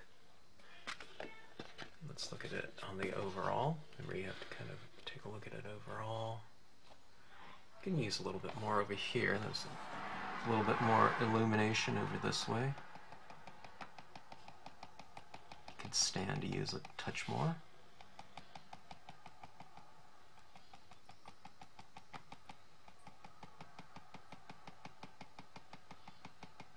Maybe, I don't know, maybe it's a good thing that you spray before you do this type of touch, you know, and just leave it, because, and also, one of the other things, after you lay this pigment ink down like this, it does seem to dry darker, so, sometimes you gotta put on a little bit more than you need, or think you need, or that looks good. Because it could change, but man, I don't know, maybe with the sealant down, maybe it's, you know, you get what you see is what you get, you know, where it's not kind of changing with the ink as well. Boy, I'm really leaving some fingerprints around this side here. Maybe I will spray the perimeter again. But maybe not the interior where I've done all this kind of work. Okay, so let's take a look at this overall. I really like how it turned out, especially after you spray it. You know, everything really pops and kind of the depth is regained. The saturations look even better than what you thought you had. Okay, I thought about using a gold pen to frame that, you know, to just draw gold in there. But since I don't have any other gold kind of linear work in here, I don't think I'm going to do that. This might be kind of interesting to do an extra kind of square around this. Actually, maybe not, because this square is not centered. I centered it with the figure, so it's slightly off. So I think that would look kind of weird. Unless I can go like this. You know, you can do all kinds of other things. Sometimes I've done like French curves in the sky, you know, showing like this, you know, orbiting thing. But since these are already kind of in a circular orbit, I don't think I'm going to do that either. Alright, I'll just leave well enough alone, and I think that is it as far as that goes. You can see all the little details that are happening in here in terms of those little twinkly lights. Look how great that pigment ink looks up here, making those stars kind of glow.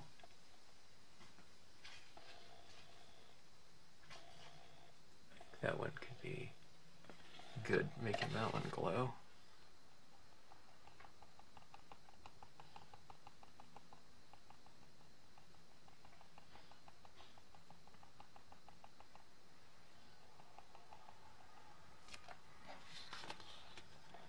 I put a big glow around that one, like that. Alright, let's get gutsier. I like that. Let me put a little bit of a larger glow around a couple of these.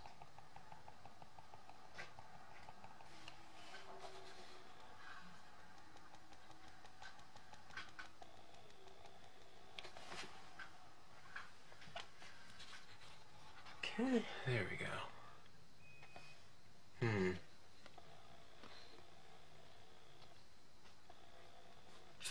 Very fun stuff. Pretty big. You can see the scale of it from this pen right here. Normally I'm working like here, right? I'm just in that little spot, so I don't know, sometimes opening it up really opens up some different possibilities as far as the type of thing you can do. Okay, well, thank you for watching. If you sat through this, if I had endurance medals, I would give those away and give you an award for perseverance. So, oh, this is interesting. That little face there is getting the kind of the face recognition thing on my camera here for focus. So, thanks for watching so much, and if you have any questions, drop me a note in the comments section.